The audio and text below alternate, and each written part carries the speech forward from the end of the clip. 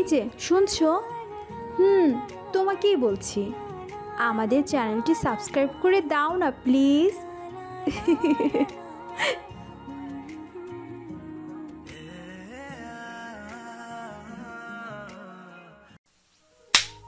জুবায়ের ভাই, আজকে আমি বাধ্য হলাম আপনাকে থাপ্পড় দিতে। আমি বলেছি তো আপনাকে, এই সম্পর্ক আমাদের মধ্যে কোনোভাবেই সম্ভব নয়।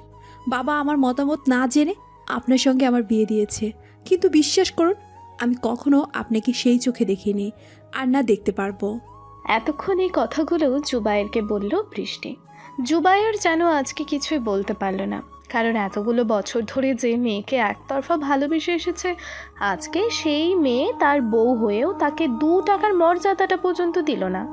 জুবায়ের খুব রাগী স্বভাবের একটি ছেলে, কিন্তু আজকে কেন জানি তার আর রাগ হলো না। জুবায়ের বৃষ্টিকে উদ্দেশ্য করে বলল, বৃষ্টি, আমাকে তোর কাছে এতটাই মূল্যহীন লাগে, আমি ভাবতেও পারিনি আমার জীবনে আজকের মতো দিনও আসবে। আসলে তোর কোনো দোষ নেই, চাচা জোর করে তোকে আমার সঙ্গে বিয়ে দিয়েছে। তুই মন খারাপ করিস না, আশা করি তোকে আর আমায় বেশি দিন দেখতে হবে না। এটা বলে জুবায়ের সেই জায়গাটা ত্যাগ করে চলে যায়। এতক্ষণ কি হলো বুঝতে পারছেন না তো? আসুন আপনাদেরকে সবটা খুলে বলি। এখানে বৃষ্টি জুবায়েরকে থাপ্পড় মেরেছে, মূলত জুবায়ের আর বৃষ্টির বিয়ে হয়েছে সেই আগে। বিয়েটা মূলত বৃষ্টির বাবা জোর করে দিয়েছে। জুবায়ের আর বৃষ্টি চাচাতো ভাই বোন। জুবায়ের ছোটবেলা থেকে বৃষ্টিকে ভালোবাসতো, কিন্তু কখনো বলা হয়ে ওঠেনি। বৃষ্টিও জানে না জুবায়ের তাকে ভালোবাসে, না বললে জানবে কিভাবে। জুবায়ের এসেছিল বৃষ্টির সঙ্গে কথা বলতে, কিন্তু বৃষ্টি তাকে থাপ্পড় মেরেছে। বৃষ্টি আর জুবায়ের বয়সের বেশি পার্থক্য নেই। বৃষ্টি এবার ক্লাস 9-এ পড়ে, আর জুবায়ের এবার ইন্টার 2nd ইয়ার। জুবায়ের নিচের রুমে গিয়ে ভাবতে লাগলো, বৃষ্টি আমার সাথে এটা কিভাবে করলো? যাকে 8 বছর ধরে ভালোবেসে আসছে, সে কিনা আমাকে এভাবে সরিয়ে দিল। বৃষ্টির বাবা জুবায়েরের রুমে আসে। জুবায়েরকে মন মরা হয়ে শুয়ে থাকতে দেখে জিজ্ঞেস করলো, জুবায়ের, শরীর খারাপ নাকি? এভাবে শুয়ে আছিস যে? দুপুরে খেয়েছিস? জুবায়ের তার চাচার দিকে তাকিয়ে মনে মনে ভাবলো, এই মানুষটা ছাড়া আর কেউ তার খোঁজ খবর নেয় না, এমনকি তার বাবা মাও না। তার আপনজনদের অবহেলা পেয়ে, নিজের চাচার কাছ থেকে কিছুটা ভালোবাসা পেয়ে সব ভুলে যায়। জুবায়ের তার চাচাকে উদ্দেশ্য করে বলল, হ্যাঁ চাচা, খেয়েছি আমি। আসলে মাথাটা একটু ব্যথা করছে, ঠিক হয়ে যাবে একটু ঘুমালে।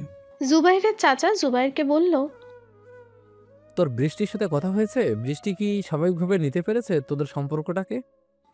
জুবায়ের তার চাচার দিকে তাকিয়ে বলল, আপনি চিন্তা করবেন না চাচা, সব কিছু ঠিকঠাকই আছে।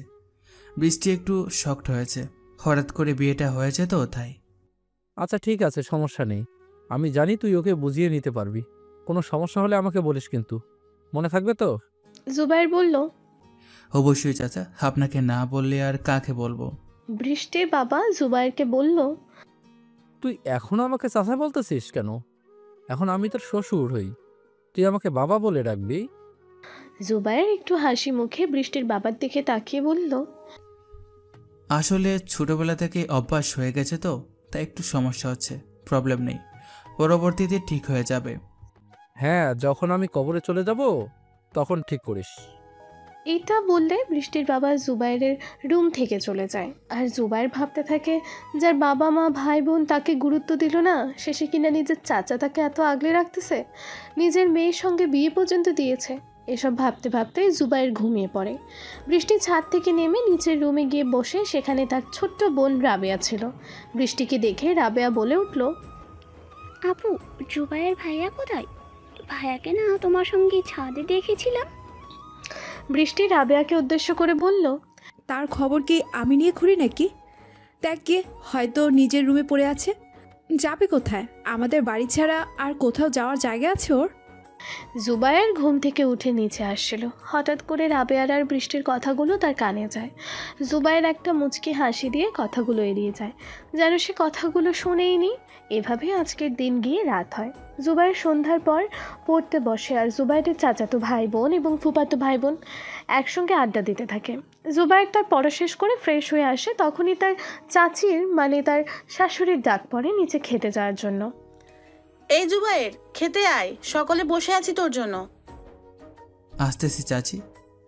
বৃষ্টির আম্মু আর জুবাইরের কথা শুনে বৃষ্টি বলে উঠল, আম্মু, তোমাদের এই ন্যাকামি আমার কাছে জাস্ট অসহ্য লাগে। সে কি এসে খেতে পারবে না নাকি? তাকে খাইয়ে দিতে হবে?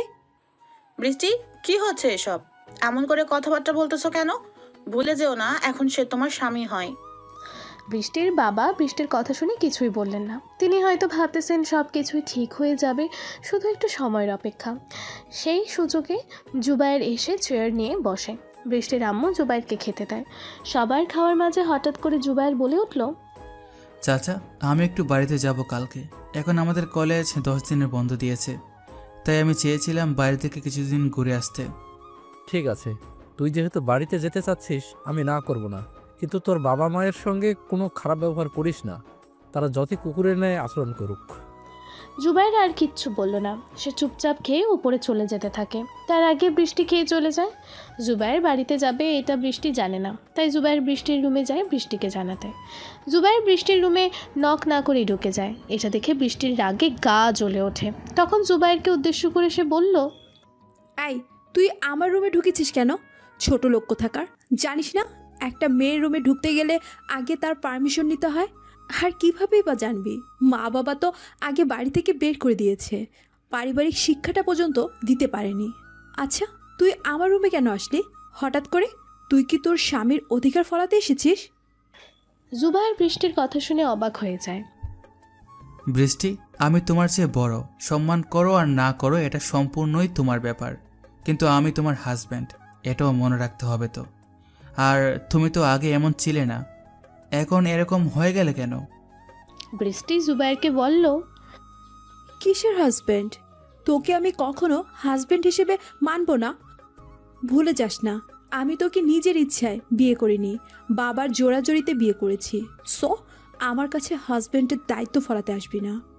জুবাইর বুঝলো এখানে কথা বললে আর কথা বাড়বে, তাই সে আর কথা বাড়ায়নি। শুধু বৃষ্টিকে বলল, বৃষ্টি, আমি কালকে বাড়িতে যাব। বৃষ্টি জুবাইরের কথা গায়ে লাগালো না। তো আমি কি করব? আমাকে মিস করবে না? আমি কিন্তু অনেক মিস করব। এই কথা শুনে বৃষ্টি ক্ষেপে উঠল। আমি তোকে মিস করব? তোর মতো ছোট লোক কোথাকারকে? আমি তো ভাবতেও পারছি না আমার টেস্ট এতটা খারাপ হয়ে যাবে। আর তুই কি বললি আমাকে মিস করবি? এই স্বপ্ন বাদ দিয়ে দে। তোর আর আমার সম্পর্ক ভবিষ্যতে টেকার নয়। আমি ইন্টার পরীক্ষার পরই তোকে ডিভোর্স দেব। জুবাইরের ভেতর ডিভোর্সের কথাটা শুনে তোলপাড় শুরু হয়ে যায়। সে তো চায় না বৃষ্টির কাছ থেকে আলাদা থাকতে। বৃষ্টি, ডিভোর্স দেওয়াটা কি খুবই জরুরি? আমার মধ্যে কিসের কমতি আছে বলো? আমি সেটা পূরণ করার চেষ্টা করব। তোকে কিছু করতে হবে না, খ্যাত কোথাকার। তোর সঙ্গে আমি থাকবো না, এটাই আমার শেষ সিদ্ধান্ত। এখন যা এখান থেকে, আমি ঘুমাবো। জুবাইর আর দাঁড়ায় না এখানে, সে চলে যায় তার রুমে গিয়ে তার সকল যাবতীয় জিনিসপত্র গুছিয়ে নেয় একটা ব্যাগে। সব কিছু গুছিয়ে রেখে দেয়। রাত্রিবেলা সকালবেলা ঘুম থেকে উঠে নাস্তা সেরে ব্যাগগুলো নিয়ে বের হয়ে যায় সে। জুবাইরকে দেখে বৃষ্টির আম্মু বলল, বাবা, কবে আসবি আবার? জুবাইর বৃষ্টির আম্মুকে বলল, চাচি, আশা করি খুব শীঘ্রই ফিরব। জুবাইরের ফুফাতো বোন মাইশা বলল, ভাইয়া, এখন না গেলে কি হয় না? কয়েকটা দিনই তো ব্যাপার, তারপরে তো আবার সেই কলেজ খুলে ফেলবে। তখন তো সেই আবার তোমাকে আসতেই হবে। এখন যাওয়াটি কি খুব জরুরি? মেয়েটা ক্লাস 7-এ পড়ে, রাবেয়ার সাথে। জুবাইর মাইশার মাথায় হাত দিয়ে বলল, খুব শীঘ্রই চলে আসবো আবু, মন খারাপ করিস না। ভাইয়া গ্রাম থেকে আসার সময় আমার জন্য চুড়ি নিয়ে আসবে। জুবাইর হাসি মুখে বলল, ঠিক আছে আপু, আপনাদের দুজনের জন্য চুড়ি পাঠাবো। জুবাইরের এই কথাটা কেউ তেমনভাবে খেয়াল করেনি। জুবাইর বেরিয়ে পড়ে বাড়ির উদ্দেশ্যে যাওয়ার জন্য। এখান থেকে জুবাইর বাড়িতে যেতে 2 ঘন্টা সময় লাগে, তাই জুবাইর সকালবেলায় ঘুম থেকে উঠে বেরিয়ে পড়েছে। জুবাইর বাসের মধ্যে বসে চিন্তা করতে লাগলো, আজ 5 বছর পর সে নিজ বাড়িতে ফিরবে। এই 5 বছরে কখনো তার বাবা মা নিজ ইচ্ছায় ফোন করে জুবাইরের খবর নেয়নি। মাঝে মধ্যে জুবাইর ফোন করতো, কিন্তু তাতেও যেন তার বাবা মা বিরক্ত হতো। এটা ভেবে জুবাইর ফোন করাও বন্ধ করে দেয়। আজ প্রায় 1 বছরের কাছাকাছি তার ফ্যামিলির সঙ্গে তার যোগাযোগ হয় না। তার ফ্যামিলিতে বাবা মা, ভাই ভাবি আর একটা ছোট্ট বোন আছে। এসব ভাবতে ভাবতে গাড়ি এসে থামে জুবাইরের নিজ জেলায়। জুবাইর বাস থেকে নেমে দাঁড়ায়, একটা রিক্সা নিয়ে চলে যায় তার বাড়ির কাছে। জুবাইর বাড়ির সামনে এসে রিক্সা থেকে নেমে রিক্সাওয়ালার ভাড়া মিটিয়ে নিজের বাড়ির ভেতর ঢুকে দরজার সামনে দাঁড়িয়ে কলিং বেল দেয়। তার একটু পর এসে একটা মেয়ে দরজা খুলে দেয়। মেয়েটাকে দেখে বোঝা যাচ্ছে তার বয়স সর্বোচ্চ 22 থেকে 24 হবে। জুবাইর ভাবলো এটা হয়তো তার ভাবি হতে পারে। জুবাইরকে দেখে মেয়েটা জিজ্ঞেস করলো, কে আপনি? কাকে খুঁজতেছেন? ভাবি, আমি জুবায়ের। কোন জুবাইর? আমি তো চিনতে পারতেছি না, একটু পরিষ্কার করে পরিচয়টা দিবেন? জুবাইর অবাক হয়ে তাকে বিয়েতে আসতে কেউ বলেনি, সেজন্য জুবাইরও বিয়েতে আসেনি। তাই বলে ঘরের ছোট্ট ছেলেকে ছেলের বউয়ের কাছে পরিচয় দেবে না? এই মুহূর্তে জুবাইরের ভেতরটা ফেটে যাচ্ছে। হ্যাঁ, তার পরিবার তাকে অবহেলা করে, এটা সে বোঝে। তাই বলে এতটা অবহেলা? আসলে ভাবি, আমি আপনার ছোট দেওর। আপনি নিশ্চয়ই সৈকত ভাইয়ের বউ। হ্যাঁ, আমি তোমার ভাই আর বউ, কিন্তু তোমাকে তো কখনো দেখিনি। জুবাইর কিছু বলতে যাবে তখনই তার মা আসে। তার মা এসে প্রথমে তাকে চিনতে পারেনি। কীভাবে চিনবে? ছেলেটার যে বয়সন্ধিকাল কেটেছে অন্য বাড়িতে। এই সময়টাতে নাকি ছেলেদের অনেক পরিবর্তন আসে চেহারায়, কণ্ঠে, শরীরের গঠনে। তেমনি জুবাইরেরও অনেক পরিবর্তন এসেছে। তুই হঠাৎ এখানে না বলে চলে আসলি যে? কোনো সমস্যা হয়েছে নাকি ওখানে? না বলে কি আসতে পারবো না আমি আমার বাড়িতে? আপনারা তো 5 বছরে একটিবারের জন্য নিজ থেকে ফোন করে খবর নেননি, কেমন আছি, খেয়েছি কিনা, পড়াশোনা করতেছি কিনা। তখনই জুবাইরের বাবা আসে। জুবাইরের সবগুলো কথা শুনে তিনি বলে উঠলেন, এসেছো এখন? এত কথা কেন বলছিস? ঘরের ভিতরে আয়। জুবাইর আর কোনো কথা না বলে চলে যায় নিজ ঘরে। ওখানে গিয়ে ফ্রেশ হয়ে একটু শুয়ে পড়ে। ঘুম ভাঙে 3টায়। নিচে গিয়ে দেখে ভাই, ভাবি, বাবা, মা, ছোট বোন সকলে মিলে গল্প করতেছে। জুবাইর গিয়ে তার ছোট বোন এবং ভাইয়াকে জিজ্ঞেস করলো। তারা জুবাইরের কথার উত্তর দেয়, কিন্তু উল্টো জিজ্ঞেস করে না যে জুবাইরের ভাই কেমন আছে। জুবাইর তেমন গুরুত্ব দিল না এসবে। সে তার মাকে বলল, মা, খিদে পেয়েছে অনেক, খাবার দিলে ভালো হতো। খাবার রান্নাঘরে আছে, নিয়ে খেয়ে নে। জুবাইর আর কোনো কথা বলল না। সে চুপচাপ খেয়ে রান্নাঘর থেকে হালকা খাবার নিয়ে খেয়ে বেরিয়ে পড়ে ঘর থেকে। উদ্দেশ্য তার ছোটবেলার বন্ধু আরিফের সঙ্গে দেখা করার। জুবাইর আরিফকে ফোন করে, হ্যালো আরিফ, কোথায় আছিস? আমি স্কুলের মাঠে আছি, যেখানে আছিস তাড়াতাড়ি চলে আয়। আরিফ ফোনের ওপাশ থেকে বলে উঠল, আচ্ছা তুই একটু ওয়েট কর, আমি আসতেছি। জুবাইর ঠিক আছে বলে ফোনটা কেটে পকেটে ভরে রেখে দেয়। সে এখন দাঁড়িয়ে আছে তাদের প্রাইমারি স্কুলের সামনে। সে যখন প্রাইমারিতে পড়তো আরিফের সঙ্গে, তখন এত সুন্দর ছিল না স্কুলটা। এখনও স্কুলটা আগের থেকে অনেক সুন্দর করেছে। প্রাইমারি শেষ করে যখন হাই স্কুলে ওঠে তখনই তার বাবা মা তাকে সহ্য করতে পারতো না। সেটা কেন আজও বুঝতে পারে না জুবাইর। ক্লাস 6 শেষ করার পর জুবাইরের চাচা সব কিছু শোনার পর তাকে নিয়ে চলে যায় ঢাকা। সেখান থেকে আজ পর্যন্ত ইন্টার ফার্স্ট ইয়ার পর্যন্ত পড়াশোনা করেছে। এই 5 বছরে তার বাবা মা একটা বার নিজ থেকে ফোন করে তার খবর নেয়নি। আরিফ এরই মধ্যে চলে আসে। কিরে জুবায়ের, কেমন আছিস? আর কখন আসলি? জুবাইর আরিফকে বলে, আলহামদুলিল্লাহ ভালো আছি রে, তুই কেমন আছিস? আলহামদুলিল্লাহ ভালো। তা কোন সময় এসেছিস এখানে? সকালবেলা এসেছি, কিছুদিন থাকবো এবার এখানে। তোদের সঙ্গে সময় কাটিয়ে তারপর চলে যাব। কয়দিন থাকবি? 3 থেকে 4 দিন থাকতে পারি, তারপর চলে যাব। আচ্ছা তাহলে চল, আমাদের হাই স্কুল থেকে ঘুরে আসিস। এখানেও আমাদের প্রাইমারির অনেক বন্ধুরা রয়েছে। আরিফ নিজস্ব মোটরসাইকেল কিনেছে। আরিফের মোটরসাইকেল করে তারা চলে যায় তাদের হাই স্কুলের মাঠে। সেখানে আরিফ এবং জুবাইর একসাথে ক্লাস 6 পর্যন্ত পড়েছিল। সেখানে যাওয়ার পর জুবাইর দেখতে পায় তাদের সাথে প্রাইমারির অনেক বন্ধু আরিফ ফোন করে এখানে ডেকেছে। জুবাইরকে দেখে একে একে বন্ধুরা সকলে মিলে বলতে লাগলো, কি রে জুবায়ের, তুই তো আমাদের বলে গিয়েছিস সেই 5 বছর আগে আমাদের ছেড়ে গেলি, আজকে আসলি। কোথায় ভুলে গেলাম, তোদের সঙ্গে তো ফোনে কথা হয়। তা অবশ্য ঠিক বলেছিস। ফোনে কথা বললে কি আর দেখার সমান হয়? আমাদেরকে তো ভুলে গেলি, আমাদের গ্রামকেও ভুলে গেলি। শহরে গিয়ে আমাদের কারোর কথা তোর মনে নেই, শুধু ফোনে কথা বললেই হয় না রে। জুবাইর একটু মন খারাপ করে বলল আরমানকে, তোর কথা ঠিক আছে, কিন্তু এখানে কোথায় আসবো তোরাই বল। যেখানে আমাকে বিন্দুমাত্র পরিমাণ সহ্য করতে পারে না সেখানে আসবো? জুবাইরের কথা শুনে সকলে চুপ করে যায়। সকলেই জানে জুবাইরের পরিবারের বিষয়। আরিফ জুবাইরের পিঠে হাত রেখে বলল, মন খারাপ করিস না বন্ধু, আমরা আছি তো। আমরা থাকতে তুই একা নস। তোর যখন ইচ্ছে তখনই আমাদের কাছে চলে আসবি। তোর পরিবারের কাছে যেতে হবে এমন কোনো কথা নয়।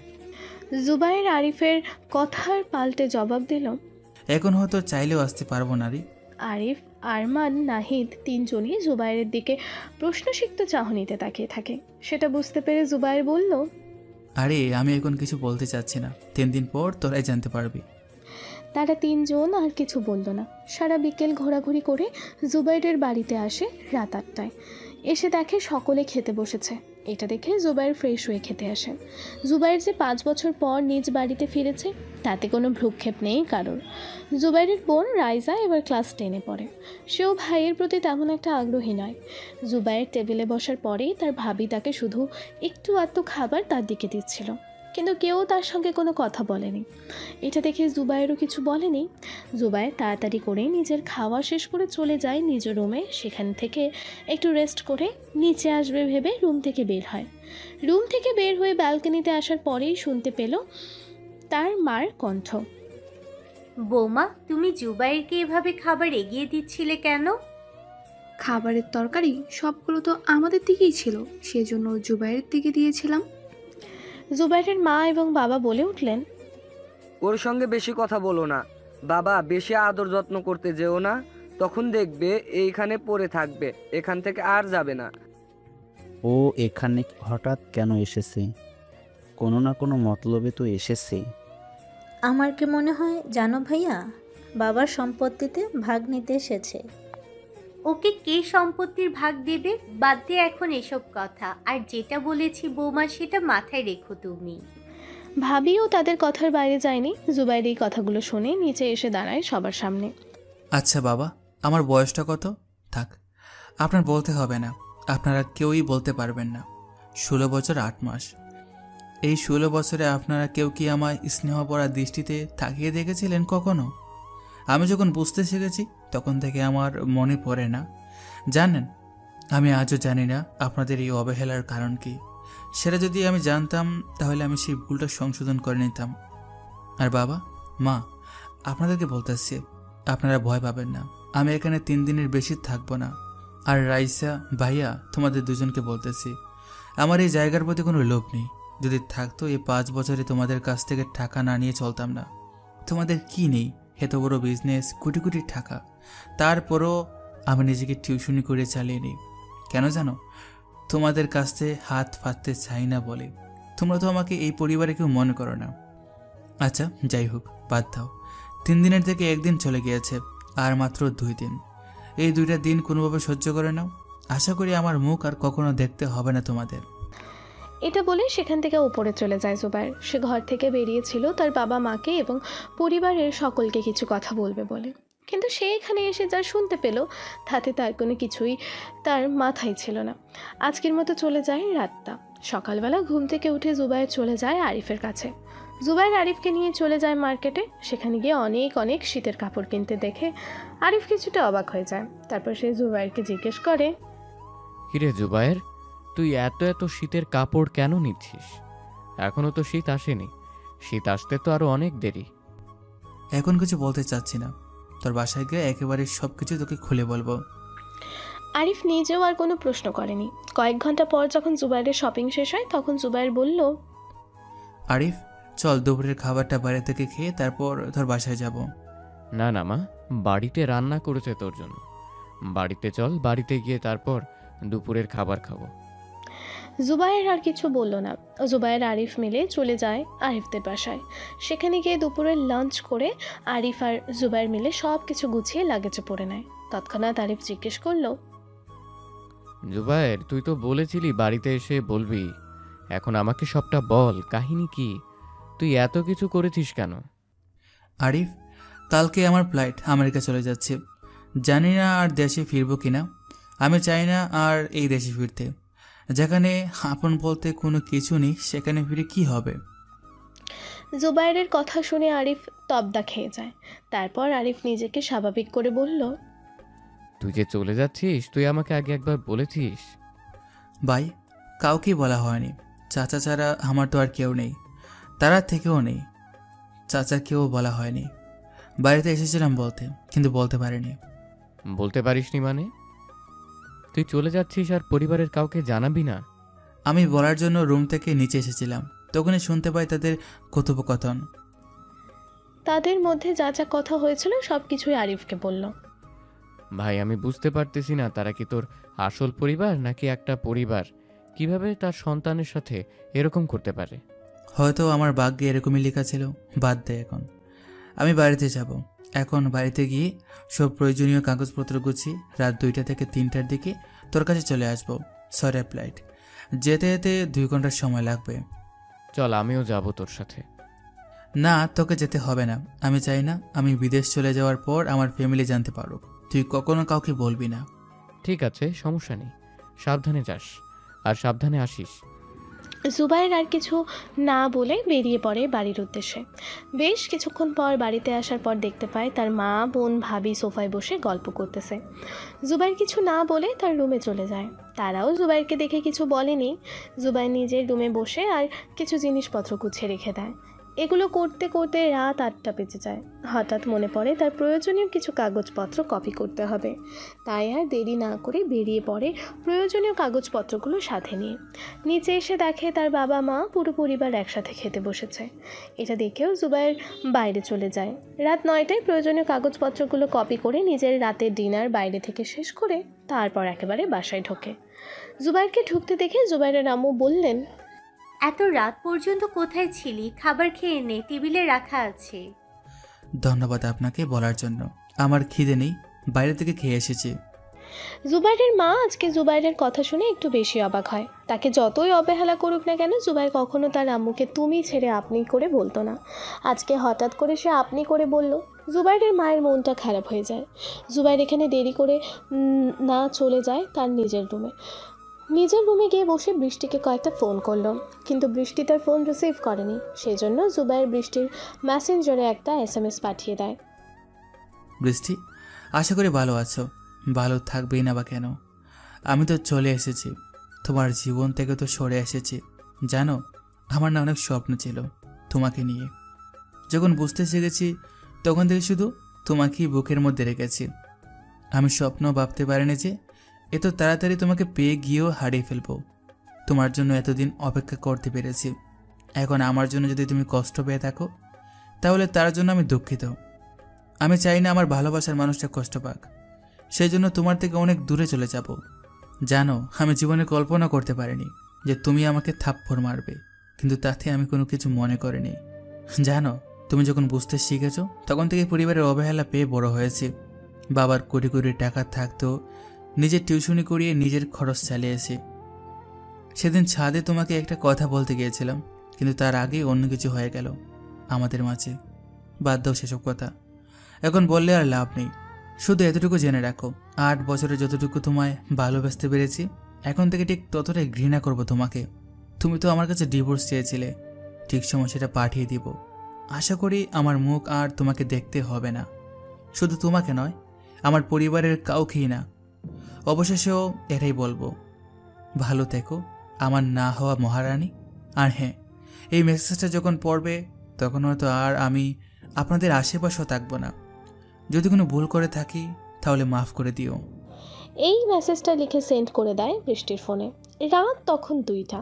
মেসেজটা সেন্ড করে গোসল সেরে রেডি হয়ে বেরিয়ে পড়ে আরিফের বাড়ির উদ্দেশ্যে। আরিফকে ফোন করে বলে যে, আরিফ, তুই লাগেজটা নিয়ে বের হয়ে আয় বাড়ির বাহিরে, আর বলিস না বাড়ির কাউকে। ঠিক আছে, আসতেছি। তুই কোথায় আছিস? আমি তোর বাড়ির সামনে আছি। ওকে, আর একটু ওয়েট কর, আমরা আসতেছি। বেশ কিছুক্ষণ পরে আরিফ, আরমান, নাহিদ তারা 3 জন মিলে আসে লাগেজ আরও অন্যান্য কিছু নিয়ে। তারা বেরিয়ে পড়ে একটা গাড়ি নিয়ে। রাস্তায় যাওয়ার সময় আরিফ, নাহিদ, আরমান তাদের 3 জনের মনটা অনেক বেশি খারাপ ছিল। জুবাইর তাদেরকে অনেকবার বোঝানোর চেষ্টা করেছে, কিন্তু তাতেও কোনো কাজ হয়নি। 5টা বাজে ঢাকা আন্তর্জাতিক বিমানবন্দরের সামনে এসে নামলো। নেমে তারা 4 জন মিলে ভেতরে যায়। যখনই জুবাইরের এয়ারলাইন্সের ডাক দেয় তখনই তাকে ভেতরে যেতে হবে। যখন ডাক পড়ল তখন তারা 3 বন্ধু জুবাইরকে জড়িয়ে ধরে কান্না করে। জুবাইর সে নিজেকে অনেক কষ্টে আটকে রেখেছে, নিজেকে অনেকটা পাষাণ বানাতে হবে সে ভেবে নিয়েছে। এত অল্পতেই নিজেকে কাঁদতে দিলে হবে না, সামনে আরও অনেক বড় বিপদ বেরিয়ে যেতে হবে তাকে। সেজন্যই মূলত নিজেকে শক্ত করে রাখা। জুবাইর যাওয়ার আগে বারবার বলে গিয়েছে যেন, দেখ ভাই, তোরা ছাড়া আমার আর কেউ নেই। একমাত্র চাচা ছিল, তাকেও বলে আসেনি। জানি না তার সঙ্গে সম্পর্কটা থাকবে কিনা।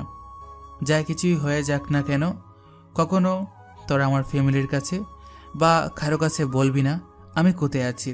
তোদের সাথে আমার যোগাযোগ থাকবে সব সময়, সারা জীবন। 3 বন্ধু কান্নার অবস্থায় কথা বলতে পারে না, শুধু মাথা ঝাঁকিয়ে সম্মতি জানায়। ততক্ষণে জুবাইর ভেতরে চলে যায়। বিমানের সিটে গিয়ে বসে জুবাইর ভাবতে লাগলো, আজ থেকে আর কোনো পিছুটান রাখা যাবে না। সব সময় শুধু নিজেকে নিয়ে ভাবতে হবে। আমাকে এমন জায়গায় যেতে হবে যেন আমাকে দেখে বাবা মা আফসোস করে। ইনশাল্লাহ আল্লাহ আমার পাশে থাকলে আমি অবশ্যই সফল হব। জানালা দিয়ে আরেকবার বাইরে তাকিয়ে সে তার মাতৃভূমিটা ভালোভাবে পরখ করে নিল। তার 2 চোখ দিয়ে 2 ফোঁটা পানি গড়িয়ে পড়ল তৎক্ষণাৎ। পানিটা মুছে সে নিজেকে বলল, জুবাইর, তুই কাঁদছিস কেন? কার জন্য কাঁদছিস? এই দেশে তোর কি আছে? নেই কোনো পিছুটান। তোকে সামনে এগিয়ে যেতে হবে, আরো অনেক দূরে যেতে হবে তোকে। তোর লাইফের জার্নি মাত্র শুরু। এগুলো ভেবে সে জানালাটা অফ করে দিল তৎক্ষণাৎ। ততক্ষণে একজন বিমানওয়ালা এসে ঘোষণা দিল, আপনারা সাবধানে বসুন, সকলে নিজ দায়িত্বে নিজেদের সিট বেল্ট বেঁধে নিন। জুবাইরও নিজের সিট বেল্টটা দেখে বেঁধে নিল। দীর্ঘ অনেকক্ষণ জার্নির পর দুবাই এসে তাদের প্লেন ল্যান্ড করে। বাংলাদেশ থেকে সরাসরি আমেরিকার কোনো ফ্লাইট নেই, সেই জন্য বাংলাদেশ থেকে প্রথমে দুবাই এসেছে, তারপর দুবাই থেকে সরাসরি আমেরিকার ফ্লাইটে ধরবে। দুবাই গিয়ে প্রায় 2 ঘন্টা বসে থাকার পর আমেরিকার ফ্লাইটের জন্য অ্যানাউন্স করে। জুবাইর সেখান থেকে উঠে আমেরিকার ফ্লাইটে চড়ে বসে। জুবাইর খেয়াল করলো তার পাশের সিটে একটি ছেলে বসেছে, দেখতে অনেকটা বিদেশি। ছেলেটা হঠাৎ জুবাইরের দিকে হাত বাড়িয়ে বলল ইংরেজিতে, হাই, আমি এলেন। হাই, আমি জুবাইর। তুমি কোথায় যাচ্ছ? আমেরিকা পড়তে যাচ্ছি, সেখানে। Wow nice. আমি আমেরিকা থাকি, নানুর বাসায় গিয়েছিলাম বাংলাদেশে। তোমার বাসা কোথায়? আমার বাসা বাংলাদেশে, আমেরিকা পড়াশোনার জন্য যাচ্ছি। তোমার সাথে পরিচিত হয়ে ভালো লাগলো। তুমি কি বাংলা বলতে পারো? না, আমি তেমনভাবে বাংলা বলতে পারি না, তবে খারাপও বলি না। এলিনের কথা শুনে জুবাইর মুচকি হাসে। আমেরিকা যেতে যেতে প্লেনের মধ্যে এলিনের সাথে জুবাইরের অনেক কথাই হয়, এবং কথায় কথায় তারা জানতে পারে এলিন এবং জুবাইর একই ক্লাসে পড়ে এবং একই কলেজে।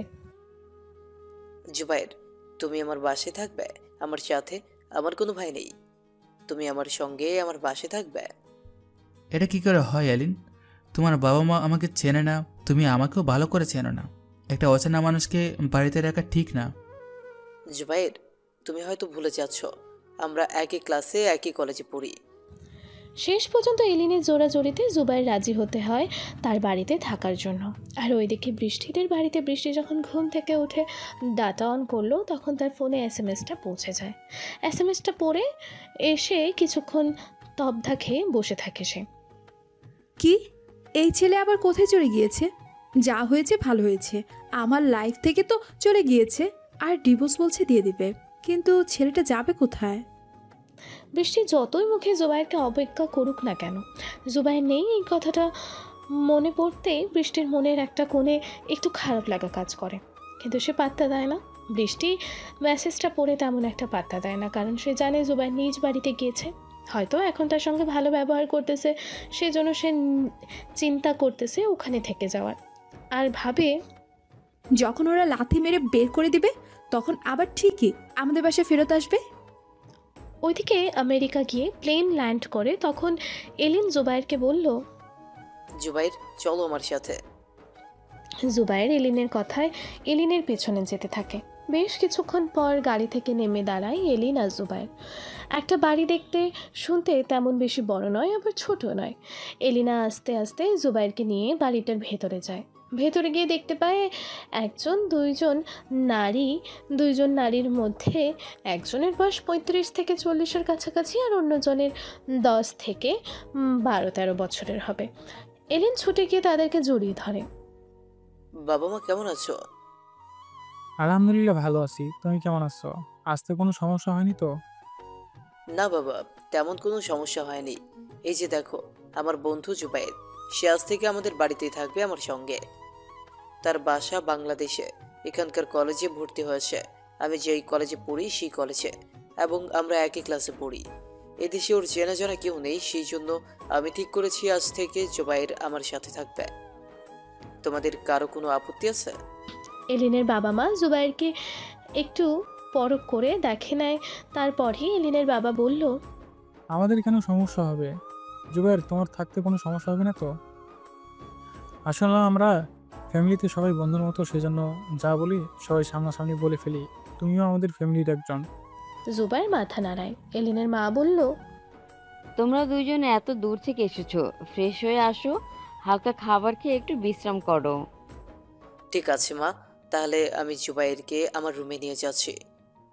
জুবাইর, চল আমার সাথে।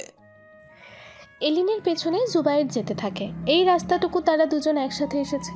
তখন এলিন বলেছিল, বন্ধুদের মধ্যে তুমি আপনি চলবে না, তুই করে বলতে হবে। সেখান থেকেই জুবাইর বুঝতে পেরেছিল এলিন ছেলেটা খুবই মিশুক টাইপের।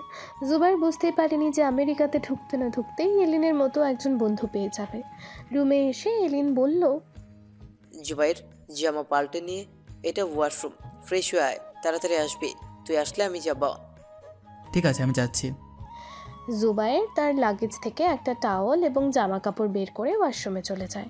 তখনই রুমের মধ্যে এলিনের বোন এলিনা আসে। ভাইয়া, তুমি আমার সাথে কথা বলনি কেন ওই সময়? তুই তো আমাকে দেখে উপরে চলে গিয়েছিস। বাবা মার সঙ্গে কথা বলতেছিলাম, তাই তোকে আর ডাক দিতে পারিনি। তো যাবো না? তুমি আমাকে নানুর বাসায় নিয়ে যাওনি, তুমি একা একা সেখান থেকে ঘুরে এসেছো।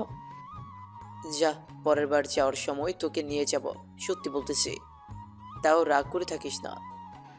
আচ্ছা ঠিক আছে, এখন বলো, বাংলাদেশ থেকে আসার সময় আমার জন্য কি নিয়ে এসেছো? এই নে, এগুলো তোর জন্য নিয়ে এসেছি। বেশি কিছু আনতে পারিনি, এত দূরের রাস্তা বলে। এগুলো পেয়ে তুই খুশি তো? ভাইয়া, তুমি কি বলতেছো? তুমি আমার জন্য চুড়ি এনেছো? এগুলো কি রেশমি চুড়ি বলে? জানো, আমার ক্লাসের কয়েকটা মেয়ে বাঙালি রেশমি চুড়ি পরে। আমাকে বলেছে পরলে নাকি অনেক সুন্দর দেখা যায়, তাই আমি ভেবেছিলাম তোমাকে বলবো। এলিন বাংলাদেশ থেকে আসার সময় এলিনের জন্য মেয়েদের যাবতীয় কসমেটিক্স নিয়ে এসেছে। হ্যাঁ, আমেরিকাতে বাংলাদেশ থেকে অনেক অনেক ভালো ভালো পণ্য পাওয়া যায়, কিন্তু বাংলাদেশের কালচার অনুযায়ী কিছু কসমেটিক্স এনেছে, যা দেখে এলিনার অনেক ভালো লাগে। এলিনার রুম থেকে চলে যায়। তার কিছুক্ষণ পরেই জুবাইর ওয়াশরুম থেকে বেরিয়ে রুমে আসে। কিরে, তোর এত তাড়াতাড়ি শেষ? হ্যাঁ, এখন যা, তুই ফ্রেশ হয়ে আয়। এলিন তোয়ালে এবং তার প্রয়োজনীয় জিনিসপত্র নিয়ে চলে যায় ওয়াশরুমে ফ্রেশ হতে। বেশ কিছুক্ষণ পর ওয়াশরুম থেকে বের হয়ে আসে। তারপর জুবাইরকে বলল, জুবাইর, চল খাওয়া দাওয়া সেরে আসি, তারপর একটু রেস্ট করতে হবে। হ্যাঁ চল, আমারও খুব খিদে পেয়েছে। তারা দুজন ফ্রেশ হয়ে চলে আসে ডাইনিংয়ে আসার পর এলিনের মা তাদের দুজনকে খাবার দেয়। তারা দুজন খাবার খেয়ে চলে যায় এলিনের রুমে। আজ থেকে এলিন আর জুবাইর তারা দুজন এক রুমেই থাকবে। রুমে এসে এলিন বলল, জুবাইর, তোর কি রুমে থাকতে অসুবিধা হবে আমার সাথে একই রুমে থাকতে? আমার কিসের অসুবিধা? এখানে থাকতে দিয়েছিস, এটাই তো আমার ভাগ্য। একটা থাপ্পড় মারবো তোকে। বাবা ওই সময় কি বলেছে তোর মনে নেই? শোন, তুই আমার ভাই, তোকে আগেও বলেছি, এখনো বলতেছি। আমি বুঝতে পেরেছি তোর সঙ্গে অনেক খারাপ কিছু হয়েছে, তাই বলে নিজেকে এমনভাবে নিকৃষ্ট মনে করবি না। তুই চাইলে অন্য রুমে থাকতে পারি, সেটা কোনো প্রবলেম নেই, কিন্তু আমি চাইছিলাম আমরা দুইজন একসাথে এক রুমে থাকতে। আমার সমস্যা নেই এখানে থাকতে, এখন সর, ঘুমাবো একটু। এলিন একটু মুচকি হেসে সরে গিয়ে জুবাইরকে জায়গা দেয় বিছানায় শুয়ে পড়ার জন্য। জুবাইর সেই সুযোগটা কাজে লাগিয়ে গিয়ে বিছানায় শুয়ে পড়ে। জুবাইর শুয়ে যাওয়ার কিছুক্ষণের মাথায় এলিনও শুয়ে পড়ে। তাদের এক ঘুমে কেটে যায় সারা বিকেল পেরিয়ে সন্ধ্যা পেরিয়ে রাত 9টা বেজে যায়। রাত 9টায় এসে এলিনা তাদেরকে ডেকে ঘুম থেকে তোলে। ভাইয়া, তাড়াতাড়ি আসো, নিচে বাবা মা বসে আছে তোমাদের জন্য। তোমরা গেলে খাবার শুরু করবে। আমাকে পাঠিয়েছিল, আমি দেখে চলে যাচ্ছি, তোমরা তাড়াতাড়ি চলে আসো। ঠিক আছে, তুই যা, আমরা আসতেছি ফ্রেশ হয়ে। এলিন উঠে চলে যায় ওয়াশরুমে ফ্রেশ হতে। ফ্রেশ হয়ে এসে জুবায়েরকে ডেকে ঘুম থেকে তোলে ওয়াশরুমে পাঠায়। জুবায়ের ফ্রেশ হয়ে আসার পর তারা দুজনে মিলে চলে যায় ডাইনিংয়ে খাবার খেতে। তোমাদের ঘুম কেমন হয়েছে? জুবায়ের মুচকি হেসে উত্তর দেয়, অনেক ভালো হয়েছে আঙ্কেল। আপনারা বসে আছেন কেন? আপনারা খাওয়া শুরু করেন। এলিনের বাবা হাসি মুখে উত্তর দেয়, তোমরা আমার সন্তান, তোমাদেরকে রেখে কি করে খেতে পারি বলো? সন্তান সেটা বড় কথা নয়। এই ফ্যামিলিতে আমরা সকলের বন্ধুর মতো। এই ফ্যামিলিতে আমরা সকলেই বন্ধুর মতো। কেউকে ছাড়া কেউ কোনো কিছু বোঝে না। এলিনের বাবার এই কথাটা শুনে জুবায়েরের মন খারাপ হয়ে যায়। এটা আবার এলিন দেখে ফেলে। তৎক্ষণাৎ জুবায়েরকে আবারও বলে উঠল, জুবাইর, খাবার ঠান্ডা হচ্ছে, খেয়ে নে, তারপর আমরা রুমে চলে যাব। জুবায়েরও আর কোনো কথা বাড়ায় না, সে চুপচাপ খেয়ে তারপর এলিনের সঙ্গে আবারও রুমে চলে যায়। তারা বিকালে যেহেতু ঘুমিয়েছে সেজন্য খাওয়া দাওয়ার পর রুমে এসে রেডি হয়ে একটু বাইরে বের হয়ে হাঁটতে। বাইরে বেরিয়ে কিছুক্ষণ হাঁটার পর প্রায় অনেকটা দূরেই চলে আসে তারা দুইজন। জুবায়ের হঠাৎ খেয়াল করে তাদের সামনে একটি মেয়ে হেঁটে আসছে। মেয়েটার বয়স তেমন বেশি হবে না, হয়তো তাদের সেম হবে। এলিন নিজে ওই মেয়েটার কাছে হেঁটে যায়। কেমন আছো হানি? তুমি আমাকে ছেড়ে এতগুলো দিন থাকতে পেরেছো? তোমার আমাকে একবারও দেখতে ইচ্ছে করেনি? আর আমি এদিকে তোমার জন্য ঘুমাতেও পারিনি। আর কখনো আমাকে ছেড়ে যাবে না বলো? এলিন হেসে হেসে উত্তর দেয়, ঠিক আছে হানি, আর কখনো তোমাকে একা ফেলে দূরে কোথাও যাব না। মেয়েটা এলিনকে জড়িয়ে ধরে। এতক্ষণ তাদের মধ্যে যেই সব কথাবার্তা হয় সেগুলো শুনে জুবায়ের বুঝতে পারে এই মেয়েটা এলিনের গার্লফ্রেন্ড হবে। হঠাৎ এলিন মেয়েটাকে জুবায়ের সামনে এনে বলে, জুবাইর, ও হলো নিকোলাস, তোর ভাবি। আর নিকোলাস, ও হলো জুবাইর। আমরা একই কলেজে একই ক্লাসে পড়ি। ওর বাসা বাংলাদেশে, স্কলারশিপে এসেছে আমাদের দেশে। এখন থেকে আমাদের বাসায় থাকবে আমার সাথে। হাই ভাবি, কেমন আছেন? ডোন্ট কল মি ভাবি। আমরা যেহেতু একই ক্লাসেই পড়বো সেই জন্য আমার নাম ধরেই ডাকো। তুই তুই করেই বলবি, যেমন করে এলিনকে ডাকো। নিকোলাস ঠিকই বলেছে, আমরা একসাথে যেহেতু পড়ি, ওকে ভাবি বলে ডাকতে হবে না তোর। ওর নাম ধরে তুই তুই করেই ডাকবে। আচ্ছা ঠিক আছে, যা, তোরা যেভাবে বলবি সেভাবেই হবে। এখন চল বাসায় যাওয়া যাক, কালকে থেকে তো আবার কলেজে যেতে হবে।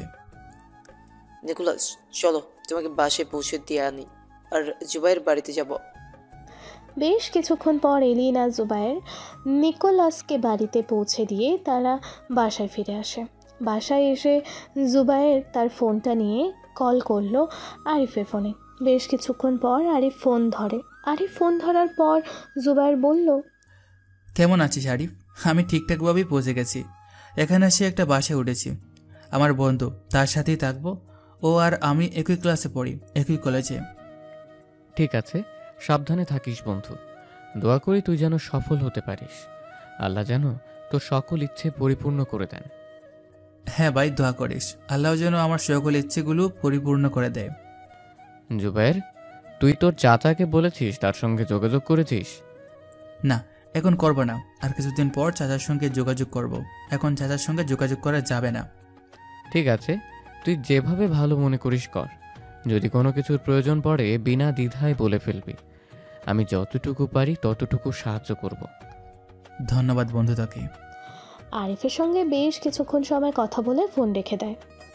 কি রে জুবাইর, তোর বাংলাদেশের ফ্রেন্ড নাকি? হ্যাঁ রে ভাই, আমি এখানে আসার জন্য আমাকে অনেক সাহায্য করেছে। বন্ধুরা হয় সাহায্য করার জন্য, মন খারাপ করিস না। ওইদিকে বাংলাদেশে জুবায়েরের বাড়িতে যখন সকাল 1টা বাজে, তার পরিবারের সকলেই খেয়াল করে আজ সকালে জুবায়েরকে কেউ দেখেনি। তখনই জুবায়েরের মা বলে উঠলেন, রাইসা, একটু গিয়ে দেখে আসো তো ভাইয়া কি করতেছে। আম্মু, আমাকে বলো না, আমি যেতে পারবো না। তোমার ইচ্ছে হলে তুমিই যাও। তখনই ভাবি বলে উঠলেন, সমস্যা নেই আম্মু, আমি গিয়ে দেখতেছি জুবাইর কি করতেছে। ওকে কি নিচে নিয়ে আসবো খাওয়ার জন্য? হ্যাঁ, নিয়ে আসো। জুবাইরের ভাবি জুবাইরের রুমে যায়, গিয়ে দেখে জুবাইরের রুমে কোনো কিছু নেই। টেবিলের পাশে একটা কাগজ পড়ে আছে, সে কাগজটা তুলে সকলের সামনে নিচে আসে। সকলে মিলে ড্রয়িং রুমে বসে আড্ডা দিচ্ছিল।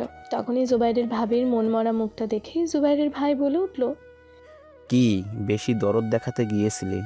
এখন হয়তো মুখের ওপর কুলি ছিঁড়ে মেরেছে, তাই না? এই বেয়াদবটাকে আমি এক্ষুনি শিক্ষা দিচ্ছি। জুবাইয়ের রুমে নেই, চলে গেছে ও। আপনাদের ইচ্ছে পূরণ করে চলে গিয়েছে অনেক দূরে। জানি না আর কখনো ওর মুখ দেখতে পারবো কি না। আজকে আমার 4 বছর হয়েছে, বিয়ে হয়েছে। আমি একবারও জানতেও পারিনি আমার একটা ছোট ভাইও আছে। কি সুন্দর আপনাদের মন মানসিকতা। তবে যাওয়ার আগে আপনাদের কাছে একটা চিঠি লিখে গেছে। প্রিয় অভিভাবক, আশা করি ভালো আছেন। Oh sorry. এখন তো আমি বাড়িতে, সেজন্য হয়তো ভালো নেই। কিন্তু যখন এই চিঠিটা পড়বেন আপনারা, তখন মনে করবেন আমি আপনাদের বাড়ির ত্রিসীমানার ভিতরেও নেই। বাবা জানেন, আমার স্কুলে যখন পরীক্ষার ফলাফল ঘোষণা করা হতো, তখন সবার গার্জিয়ান হিসেবে বাবা যেত। যাদের বাবা ছিল না তার মা যেত।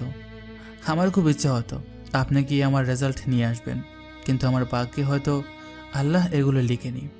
তবে আমার আরেক বাবা, আমার চাচা, সে আপনার থেকেও আরও অনেক ব্যস্ত মানুষ। তার শত ব্যস্ততার মাঝেও আমাকে সে এই সময়টুকু দিয়েছে। এই মানুষটা না থাকলে আজকে হয়তো আমি এই জায়গায় আসতে পারতাম না। মা, আপনি তো মা, মায়ের পায়ের নিচে নাকি সন্তানের জান্নাত। আমার বন্ধুদের মা তাদেরকে মুখে তুলে খাইয়ে দিত, আরিফের মা আরিফকেও খাইয়ে দিত, সাথে আমাকেও। আমি যখন স্কুলে ভর্তি হয়েছি মোটামুটি বুঝি, তখন থেকে আমার মনে নেই আপনি আমাকে লাস্ট কবে মুখে তুলে খাইয়ে দিয়েছেন। যাক, সেসব ছাড়ুন। আপনি একটু মায়া মমতা দিয়ে আগলে রাখতে পারতেন, কিন্তু তাও করেননি। ভাই, আমি জানি না আমি তোমাদের আপন ভাই কিনা, হয়তো আর জানতেও চাই না। তোমাকে কি বলবো, তুমি তো রাইটই ছিলেন। বাবা মা যা বলতো তাই করতে, তোমাকে কিছু বলার নেই। তবে ভাইয়া, বাবি খুব ভালো মানুষ, বাবিকে কখনো কষ্ট দিও না। রাইসা, তুই চিন্তা করিস না, তোদের 2 ভাই বোনের সম্পত্তিতে তোদের এই সৎ ভাই কখনো দাবি করবে না। এই বিষয়ে নিশ্চিন্ত থাকিস। পড়াশোনাটা ভালো করে চালিয়ে যা, আর আমাকে মনে রাখিস না। ভাবি, আপনাকে কিছু বলার নেই। এই 16 বছর বয়স পর্যন্ত পরিবারের কাছ থেকে এতটা স্নেহ হয়তো আমি পাইনি যতটা আপনার কাছ থেকে আমি পেয়েছি এই 2 দিনে। জানেন আর কখনো আমাদের দেখা হবে কি না। জানেন ভাবি, নিজের বোন মনে করেছি, কিন্তু নিয়তি আমাদেরকে এক বাড়িতে থাকতে দেয়নি। পৃথিবীর যে কোনো প্রান্তেই থাকে না কেন, আমার হৃদয়ে বোনের জায়গাটা সবসময় আপনার জন্য খোলা থাকবে। আজ কোনো এক নিয়তির কারণে আপনাদেরকে ছেড়ে চলে গিয়েছে অনেক দূরে। আল্লাহ না চাইলে হয়তো আর কখনো ফেরা হবে না। সব শেষও বলবো, আপনারা সবসময় ভালো থাকেন, সুস্থ থাকেন। আপনাদের জীবনে জুবাইর নামের কোনো একটি ছেলে ছিল, ভুলে যাবেন। এই চিঠিটা পড়ে জুবাইরের বাবা মা ভাই বোন ভাবি এক কথায় পরিবারের সকলের চোখ দিয়ে টপ টপ করে পানি পড়তে থাকে। কাঁদতে কাঁদতে জুবাইরের মা বলল, ওগো, তুমি আমার ছেলেকে খুঁজে দাও। সৈকত, তুই তোর ভাইকে খুঁজে নিয়ে আয়, যেখান থেকে পারিস ওকে নিয়ে আয়। রাইসা কাঁদতে কাঁদতে তার রুমে চলে যায়। জুবাইরের বাবা বলল, সৈকত চল, এখনই থানায় যেতে হবে, না হলে অনেক দেরি হয়ে যাবে। হয়তো এখনো কোনো কিছুই করতে উঠতে পারিনি জুবাইর। বাবা, এখনই চলো। আর আমি চাচাকে ফোন দিয়ে দেখি ও চাচার কাছে আছে কি না। সৈকত বেশি দেরি না করে সাথে সাথে তার চাচাকে কল করে। হ্যালো চাচা, জুবাইর কি আপনার ওইখানে গিয়েছে? না তো, জুবাইর এখানে আসেনি। কিন্তু জুবাইর কোথায়? তোরা কি করেছিস ওর সাথে? আসলে চাচা, কালকে রাতে সৈকত বাড়ি থেকে বের হয়ে গিয়েছে। ও বলে গিয়েছে আমাদের সবার থেকে নাকি অনেক দূরে চলে যাচ্ছে। তোরা নিশ্চয়ই আবার ওকে কিছু করেছিস। দাঁড়া, আমি সব খবর নিয়ে তারপর তোদের খবর দিচ্ছি। এটা বলে ফোন কেটে দেয় চাচা। উনি এতক্ষণ খাবার টেবিলে বসে কথা বলছিলেন। তার কথা শুনে বৃষ্টির মা মানে জুবাইরের চাচি বলে উঠলেন, কি গো, এমন করতেছো কেন? কি হয়েছে? জুবাইর নাকি কালকে রাত্রে সবকিছু নিয়ে বাড়ি থেকে বেরিয়ে গিয়েছে, কেউ বলতে পারবে না। আজকে সকালে এখানে একটা চিঠি পেয়েছে, সে এখান থেকে অনেক দূরে চলে যাচ্ছে, আর কোনোদিন নাকি তাদেরকে ওর মুখ দেখতে হবে না। এটা কি বলতেছো তুমি? জুবাইর আবার কোথায় চলে যাবে? সেটা তো আমিও বুঝতে পারতেছি না, কিন্তু আমাকে না বলে তো ও কোথাও যাবে না। বাবা মার কথা শুনে বৃষ্টি একটু ঘাবড়ে যায়। সে তো ভেবেছিল হয়তো জুবাইর মজা করে এই মেসেজটা দিয়েছিল। এখন তো দেখতেছে জুবাইর সত্যি সত্যি বাড়ি থেকে চলে গিয়েছে। কিন্তু যাবে কোথায়? তার মধ্যে বাড়িতে ঢুকে জুবাইরের বন্ধু আরিফ। আরিফকে দেখে জুবাইরের চাচা এবং তার পুরো ফ্যামিলি আরিফের দিকে তাকায়। আরিফ বৃষ্টির বাবার কাছে এসে বলল, আঙ্কেল, আপনার কি 2 মিনিট সময় হবে? আসলে আপনার সঙ্গে কিছু কথা ছিল। আমি জুবাইরের বন্ধু আরিফ। আমরা একসঙ্গে ছোটবেলা প্রাইমারিতে পড়েছি, ক্লাস 6 পর্যন্ত একসাথে ছিলাম। তারপর জুবাইর আপনার কাছে চলে আসে। হ্যাঁ বল, সমস্যা নেই, কিন্তু জুবাইর কোথায়? ওনা কি বাড়ি থেকে বেরিয়ে গিয়েছে? আরিফ বৃষ্টির বাবাকে সব কিছু খুলে বলল। জুবাইরের বাড়িতে যাওয়ার পর তারা জুবাইরের সঙ্গে কি কি ব্যবহার করেছে সব কিছু খুলে বলল। আরিফের সবগুলো কথা শুনে বৃষ্টির চোখ দিয়ে টপ টপ করে পানি পড়তে থাকে। মিষ্টি মনে মনে ভাবতে লাগলো, আচ্ছা তারা কি সত্যি জুবাইরের আসল পরিবার? যদি তাই হতো তাহলে জুবাইরের সঙ্গে তো তারা এমন করতে পারতো না। এই জন্যই তো জুবাইর রাগ করে অভিমান করে বাড়ি থেকে চলে গিয়েছে, এখানেও তো আসেনি। না আঙ্কেল, ও রাগ করে অভিমান করে যায়নি। ওর পূর্ব প্রস্তুতি ছিল বাড়ি থেকে চলে যাওয়ার, দেশ থেকে চলে যাওয়ার, যেখানে একমাত্র আমি আপনি ছাড়া ওর আপন বলতে কেউ নেই। সেখানে একাকিত্ব শহরে সে আর থাকতে চায় না। সে নাকি হাঁপিয়ে উঠেছে শহরে থাকতে থাকতে। আরিফের কথা শুনে সকলে চমকে ওঠে। আরিফের কথার মাঝখানে বৃষ্টির মা বলে উঠল, বাড়ি ছেড়ে চলে গিয়েছে ঠিক আছে, কিন্তু দেশ ছেড়ে চলে গেছে বুঝলাম না তো। আর জুবাইর গিয়েছে বা কোথায়? জুবাইরকে কালকে আমরা বন্ধুরা মিলে তাকে এয়ারপোর্ট দিয়ে যাই। জুবাইর আমেরিকা চলে গিয়েছে, জানি না হয়তো সে আর দেশে ফিরবে কিনা। আরিফের এই কথা শুনে বৃষ্টির বাবা সোফায় বসে পড়ে আর বৃষ্টির মা চোখ দিয়ে পানি পড়তে থাকে। বৃষ্টির এই কথা শুনে মুখের একপাশে যেন চিনচিন ব্যথা অনুভব হয়। কি বলছে এই ছেলে? জুবাইর চলে গিয়েছে আমাদেরকে ছেড়ে, তাও 1000 মাইল দূরে। কিন্তু আমি তো বলিনি তাকে চলে যেতে। আঙ্কেল, জুবাইর যাওয়ার আগে আপনার জন্য একটি চিঠি রেখে গিয়েছে। ততক্ষণে রাবেয়া আর তার ফুফাতো বোন নিচে আসে। আরিফ তাদেরকে দেখে বলতে লাগলো, তুমি নিশ্চয়ই রাবিয়া? রাবেয়া আরিফের দিকে একটু তাকিয়ে থাকে, তারপর মাথা ঝাঁকিয়ে সম্মতি জানায়। হ্যাঁ, আমি রাইবা। জুবাইর একটা প্যাক থেকে 2টা শপিং ব্যাগ বের করে, রাবেয়ার সামনে ধরে বলল, এই যে তোমরা নাকি আমাদের গ্রামের রেশমি চুরির কথা বলেছিলে, এই যে জুবাইর তোমাদের দুজনের জন্য পাঠিয়েছে। রাবেয়া ব্যাগ একটা হাতে নিয়ে আরিফকে জিজ্ঞেস করলো, জুবাইয়ের ভাইয়া কোথায়? উনি আসেনি? তোমার ভাইয়া হয়তো আর আসবে না, যাওয়ার আগে সবকিছু কিনে আমার কাছে রেখে তোমাকে দেবার জন্য বলে গিয়েছে। আসবে না কথাটা শুনে রাবেয়া দৌড়ে তার আম্মুর কাছে যায়। গিয়ে তার আম্মুকে বলতে থাকে, আম্মু, ভাইয়া কোথায়? এই লোক কি বলতেছে? ভাইয়া নাকি আর আসবে না? ভাইয়া কোথায় গিয়েছে? আমি ভাইয়ার কাছে যাব। এই বাড়িতে জুবাইরকে পাগলের মতো ভালোবাসতো একমাত্র রাবেয়া, আর তার সঙ্গে আর কেউ পেরে উঠতো না। জুবাইরও তাকে নিজের বোনের চেয়েও বেশি ভালোবাসতো। যখনই বাইরে যেত রাবেয়ার জন্য চকলেট, ফুচকা, আইসক্রিম এসব কিছু নিয়ে আসতো। বৃষ্টির বাবা বলল, কি চিঠি দিয়েছে তুমি পড়ে শোনাও। আমি পড়তে পারবো না, আমার সেই শক্তিটুকু নেই। নিজের ছেলের স্থানে বসিয়েছিলাম ওকে, আর ও এভাবে না বলে চলে যেতে পারলো। আরিফ আর কথা না বাড়িয়ে শুরু করলো, প্রিয় চাচা চাচি, প্রথমে আপনাদের কাছে মাফ চেয়ে নিচ্ছি। পারলে এই অবাধ্য খোলাঙ্গার সন্তানটাকে মাফ করবেন। আপনারা যে সময় চিঠিটা পড়বেন সেই সময় হয়তো আমি আপনাদের থেকে 1000 মাইল কিলোমিটার দূরে। আমার আপনাদেরকে ছেড়ে আসার কোনো ইচ্ছাই ছিল না। জানেন, এই চিঠিটা যখন লিখতেছি আমি আমার হাত মানতেছে না। এর আগে কখনো এত কষ্ট হয়নি লিখতে। চাচা, ছোটোবেলা থেকে পরিবারের স্নেহ ভালোবাসা কি আমি বুঝিনি। ক্লাস 6 পর্যন্ত পড়াশোনা করার পর যখন আপনাদের কাছে চলে আসি তখন থেকে সত্যি মনে হয়েছে আপনি আমার বাবা, চাচি আমার মা। আপনাদেরকে সবসময় আমি বাবা মা ভেবে এসেছি, যদিও মুখে চাচা চাচি ডেকে এসেছি। জানেন, আমার ইচ্ছে ছিল লেখাপড়াটা শেষ করে একটা ছোটোখাটো চাকরি নিয়ে জীবনটা পার করে দেওয়ার। আমেরিকায় আসার কোনো ইচ্ছা ছিল না আমার। কিন্তু কি জানেন তো, পরিবারের কষ্ট, নিজের মানসিক অশান্তি, এসব কিছু আমি মেনে নিতে পারছিলাম না। চাচা, আমার পরিবার আমাকে যতটা অশান্তি দিয়েছে ততটা আমাকে গ্রাস করতে পারেনি। কিন্তু নিজের কাছের মানুষ থেকে একটু অবহেলা পাওয়ার পর নিজের মানসিক শান্তিটা হারিয়ে ফেলেছিলাম। যদি একতরফা কোনো কিছুই সফল হয় না। বাড়িতে আসার পর 3 দিন থেকেছি, 3 দিনের মধ্যে বাবা মা একবারও জিজ্ঞাসা করেনি খেয়েছি কিনা। 3 দিনের মধ্যে মাত্র একবার বাসায় খেয়েছিলাম। আর বাকি দিনগুলো এই যে আমার বন্ধু আরিফ আপনার কাছে দাঁড়িয়ে আছে, তার বাসায় খেয়েছি। আন্টি আমাকে ভাত মেখে খাইয়ে দিয়েছে, যেটা হয়তো আমার নিজের মার কাছ থেকে কখনো পাওয়া হয়নি। চাচা চাচিকে একটু বুঝিয়ে বলবেন, আমার জন্য কষ্ট যেন না পায়, সেদিকে একটু খেয়াল রাখবেন। আমি যদি কোনোদিন সফল হতে পারি তাহলে নিশ্চয়ই আমি আমার বাবা মায়ের কাছে ফিরব। কথা দিলাম আপনাদের, সেদিন ফিরে আর চাচা চাচি বলে ডাকবো না, বাবা মা বলেই ডাকবো। আর আমার ছোটো বোনটার দিকে একটু খেয়াল রাখেন। ও যদি কান্নাকাটি করে ওকে একটু বুঝিয়ে বলবেন যে তোর ভাই নিশ্চয়ই আসবে তোর বিয়েতে, যদিও বেঁচে থাকে। চাচা সবশেষে আমিও এইটুকু বলবো, আমি অনেক ক্লান্ত। 5 বছরে যতটা হাঁপিয়ে উঠিনি, এই 1 সপ্তাহে আমি তার চেয়ে বেশি হাঁপিয়ে উঠেছি। সবশেষে আমি এটাই বলবো, আবারও আমাকে ক্ষমা করে দেবেন আপনাদেরকে না বলে আসার জন্য।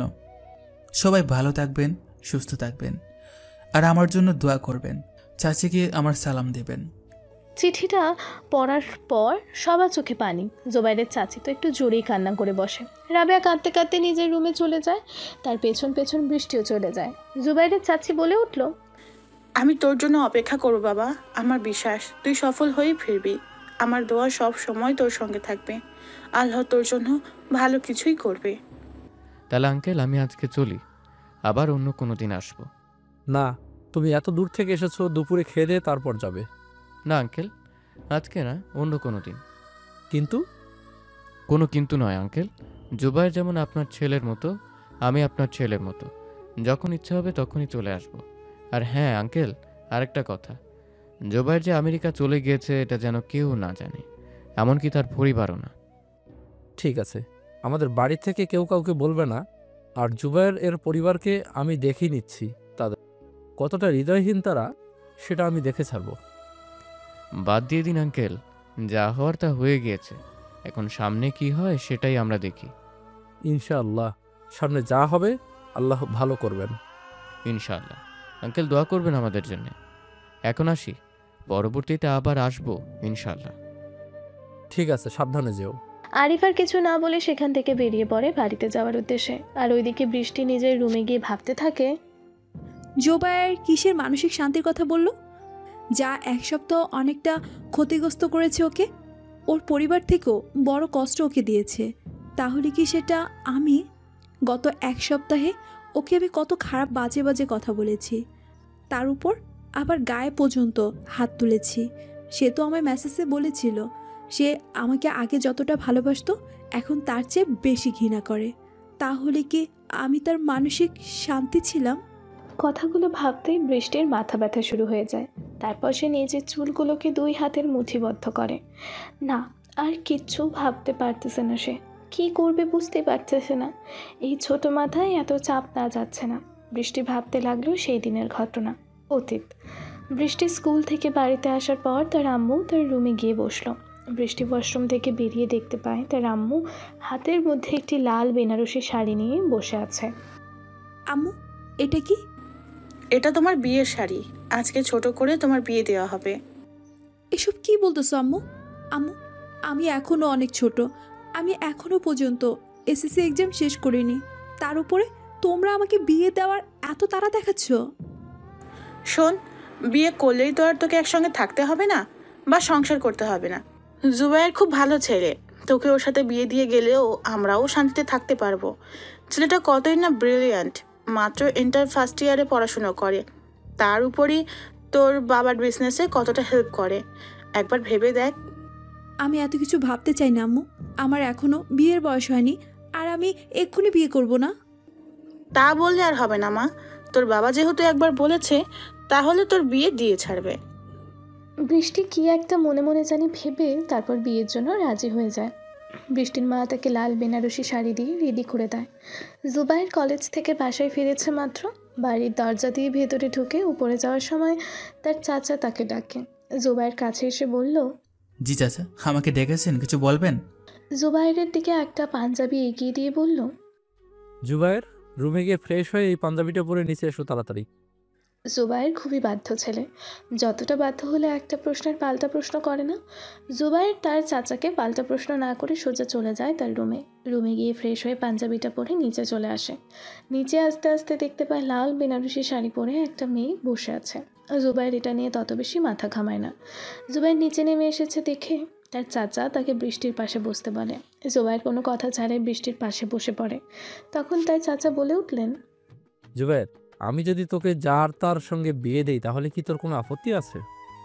জুবায়ের তার চাচার দিকে তাকিয়ে বলল, চাচা, আমার তো এখনো বিয়ের বয়স হয়নি। তাছাড়া আমি তো এখনো কোনো কাজ করি না, মাত্র পড়াশোনা করতেছি। আমি নিজেই তো আপনাদের এখানে থেকে খেয়ে বড় হচ্ছি। তাছাড়া আমি আর একটা মানুষকে কিভাবে রাখবো? বিয়ে এখন করিয়ে দিচ্ছে ঠিকই, কিন্তু তুই চাকরি পাওয়ার পর একসাথে থাকতে পারবি, তার আগে না। জুবায়ের আর কিছু বলল না। বৃষ্টির বাবা কাজী সাহেবকে বলল, কাজী সাহেব, বিয়েটা শুরু করেন। এক পর্যায়ে এসে বিয়ের সকল কাজকর্ম শেষ হয়। বর্তমান বৃষ্টি এক পর্যায়ে এসে উঠল, তারপরে নিজেকে বউ বউ মনে হতে লাগলো।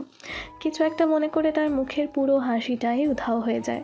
বৃষ্টি ভাবতে লাগলো, আমি তো জুবাইরকে থাপ্পড় মেরেছি, তাহলে উনি কি আমাকে বউ হিসেবে মেনে নেবে? উনি তো আমায় এটাও বলেছে যে আমাকে আগে যতটা ভালোবাসতো এখন তার চেয়েও বেশি ঘৃণা করে। আচ্ছা, উনি আমাকে কবে থেকে ভালোবাসে? বৃষ্টি এসব ভাবতে ভাবতে কখন যে ঘুমিয়ে পড়ে সেটা সে নিজেও বলতে পারবে না। সন্ধ্যাবেলা তার আম্মু এসে তাকে ডেকে যায়।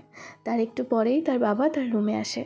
বৃষ্টি তার বাবাকে দেখে বলল, বাবা, বসো এখানে।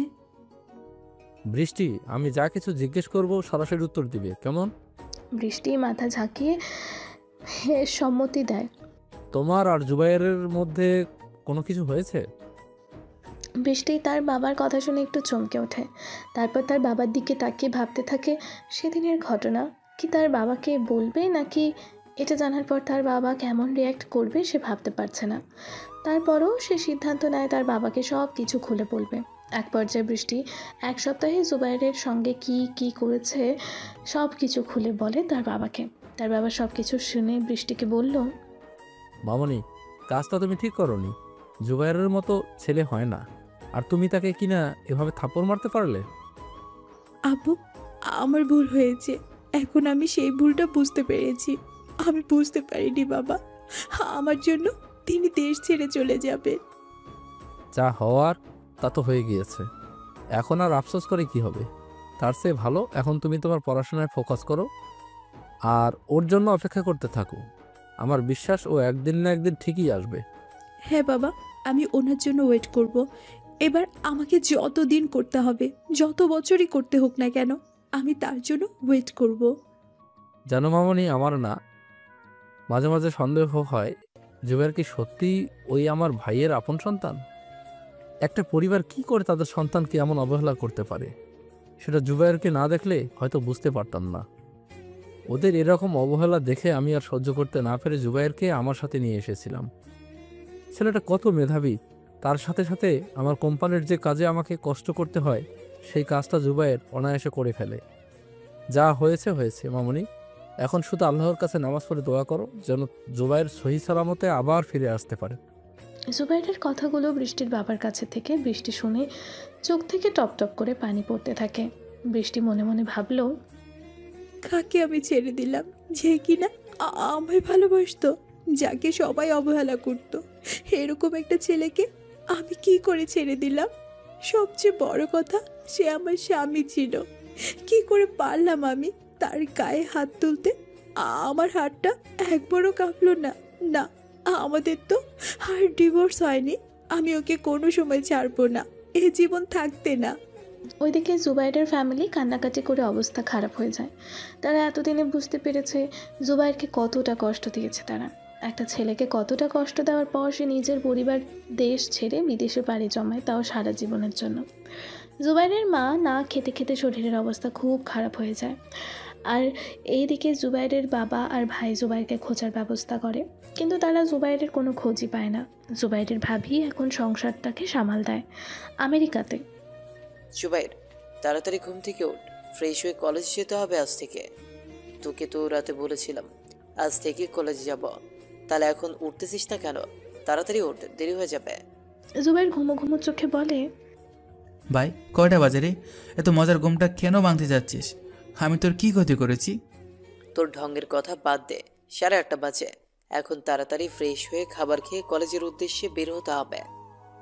দেরি হলে কিন্তু স্যার আবার পানিশমেন্ট দিবে। এলিনের কথা শুনে জুবাইর ঘুম থেকে লাফিয়ে উঠে বলে, আরে বেটা, আরো আগে রাখ দিবি না? এত দেরি হয়ে গিয়েছে, এখন খাবার খেয়ে ফ্রেশ হয়ে যেতে যেতে লেট হবে না? তুই কাকে রাগ দেখাচ্ছিস? সে 1 ঘন্টা ধরে তোকে ডেকে যাচ্ছি, তুই বলতেছিস ভাই আর 10 মিনিট, 5 মিনিট, 2 মিনিট, 3 মিনিট, এরকম বলে বলে আমার মাথা নষ্ট করে দিয়েছিস। আর এখন কিনা বলতেছিস আমি তোকে ডেকে ওঠাই না? যা শালা, তাড়াতাড়ি ফ্রেশ হয়। জুবাইরকে এক প্রকার খাট থেকে লাথি মেরে ওয়াশরুমের দিকে পাঠায়। জুবাইর একেবারে ফ্রেশ হয়ে কাপড় চেঞ্জ করে তারপর বের হয়। জুবাইর ফ্রেশ হয়ে এসে বলল, কিরে, তোর হয়েছে নাকি? হয়ে গেলে চল বের হই। 1 মিনিট দ্বারা প্রাকৃতিক ডাকে সারা দিয়ে আসি। যা শালা, এতক্ষণ কি করছিস? তাড়াতাড়ি আয়, বের হতে হবে আবার। এতক্ষণ আমি ওয়াশরুমে থাকলে তোকে ডেকে তুলতোকে, আজকে আর কলেজ যাওয়া হতো না। এলিন এটা বলে ওয়াশরুমে ঢুকে যায়। তার একটু সময়ের মধ্যে এলিনের বোন এলিনা আসে রুমে। এসে জুবাইরকে দেখে দরজার বাইরে দাঁড়িয়ে পড়ল। ভাইয়া আসতে পারি? ও এলেনা, আসো আসো, ভেতরে আসো। এলিনা ভেতরে এসে জুবাইরকে বলল, ভাইয়া মা বাবা বসে আছে, ব্রেকফাস্ট করবো একসাথে সকালে, তাড়াতাড়ি চলে আসেন। ভাইয়া কোথায়? হ্যাঁ চলে আসবো আমরা।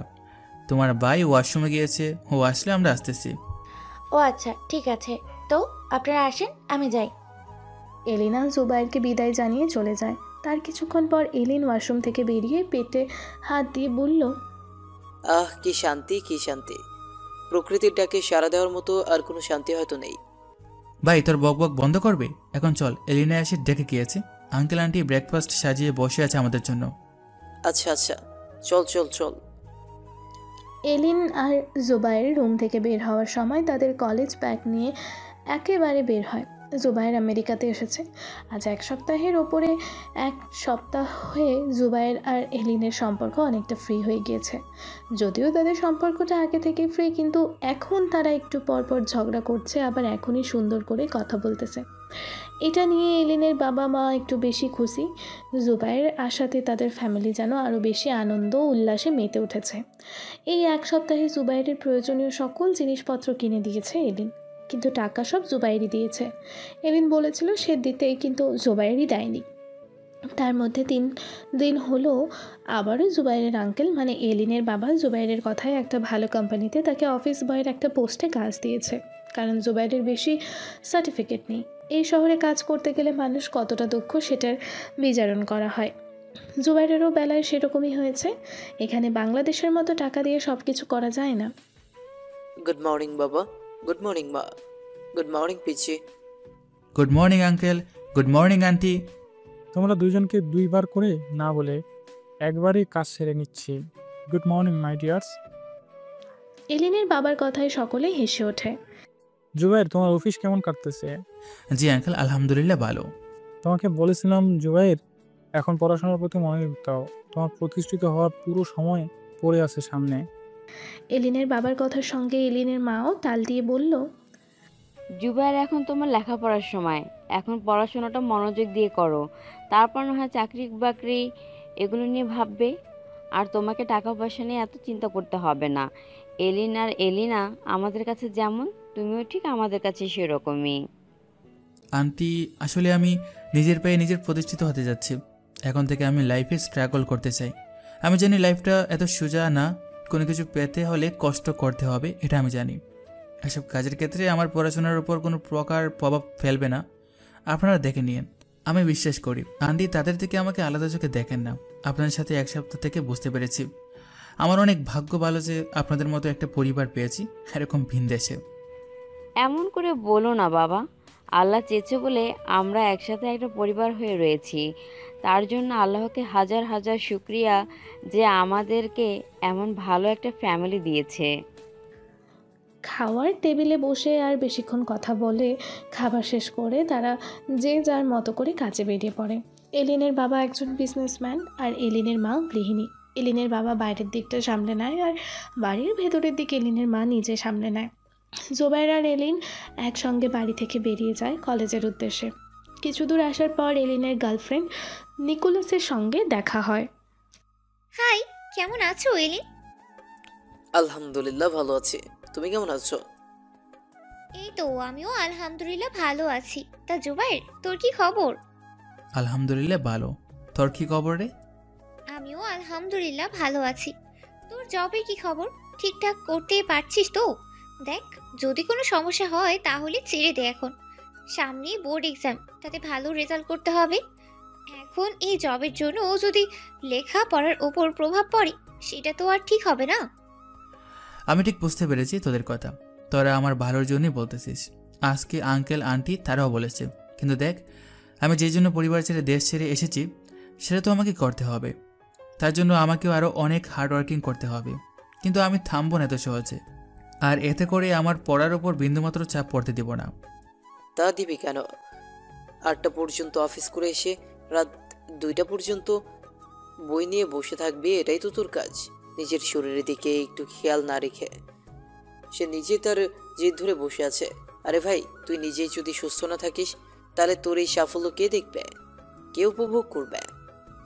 তা তো জানি না রে, তবে আমি এটা জানি আমাকে হার্ড ওয়ার্কিং করতে হবে। কে আমার সাফল্য উপভোগ করলো অথবা কে আমার পাশে থাকলো সেগুলো কোনো কিছু না ভেবেই আমি নেমেছি এই যুদ্ধে।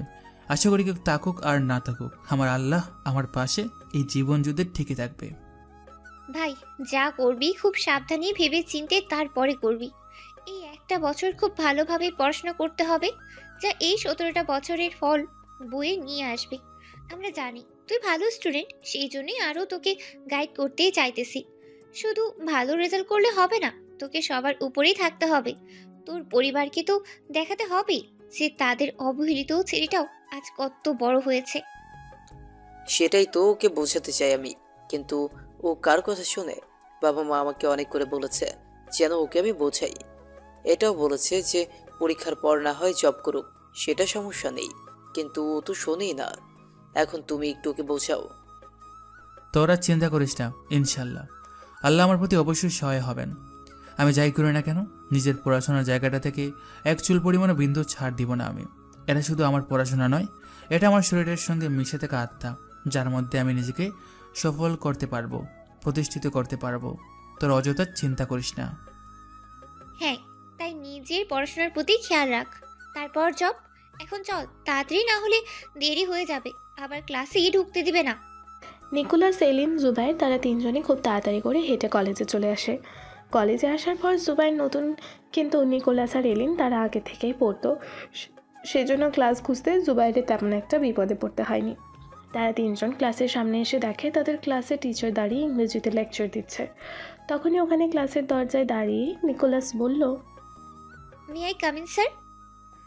স্যার কিছুক্ষণ সময় ওদের তিনজনের দিকে তাকিয়ে তারপর গম্ভীর কণ্ঠে বলল, কয়টা বাজে? সরি স্যার, আসলে আসার সময় রাস্তায় একটু ঝামেলা হয়েছে তো, তার জন্য আসতে একটু লেট হয়েছে। আজকেই শেষ এবং আজকেই লাস্ট। এরপর থেকে আমি এরকম ডিসিপ্লিন মেনটেন না করার জন্য কঠিন থেকে কঠিন শাস্তি দেব। এখন যাও, ভিতরে গিয়ে সিটে বসো। ওরা তিনজন ভেতরে গিয়ে সিটে বসতে নেয়। তখনই স্যার জুবাইরকে ডেকে বলল, হেই স্ট্যান্ড আপ। জুবাইর দাঁড়িয়ে স্যারের দিকে কিছু জানার আগ্রহে তাকিয়ে থাকে। হু আর ইউ? তোমাকে তো আগে কখনো দেখিনি এই ক্লাসে।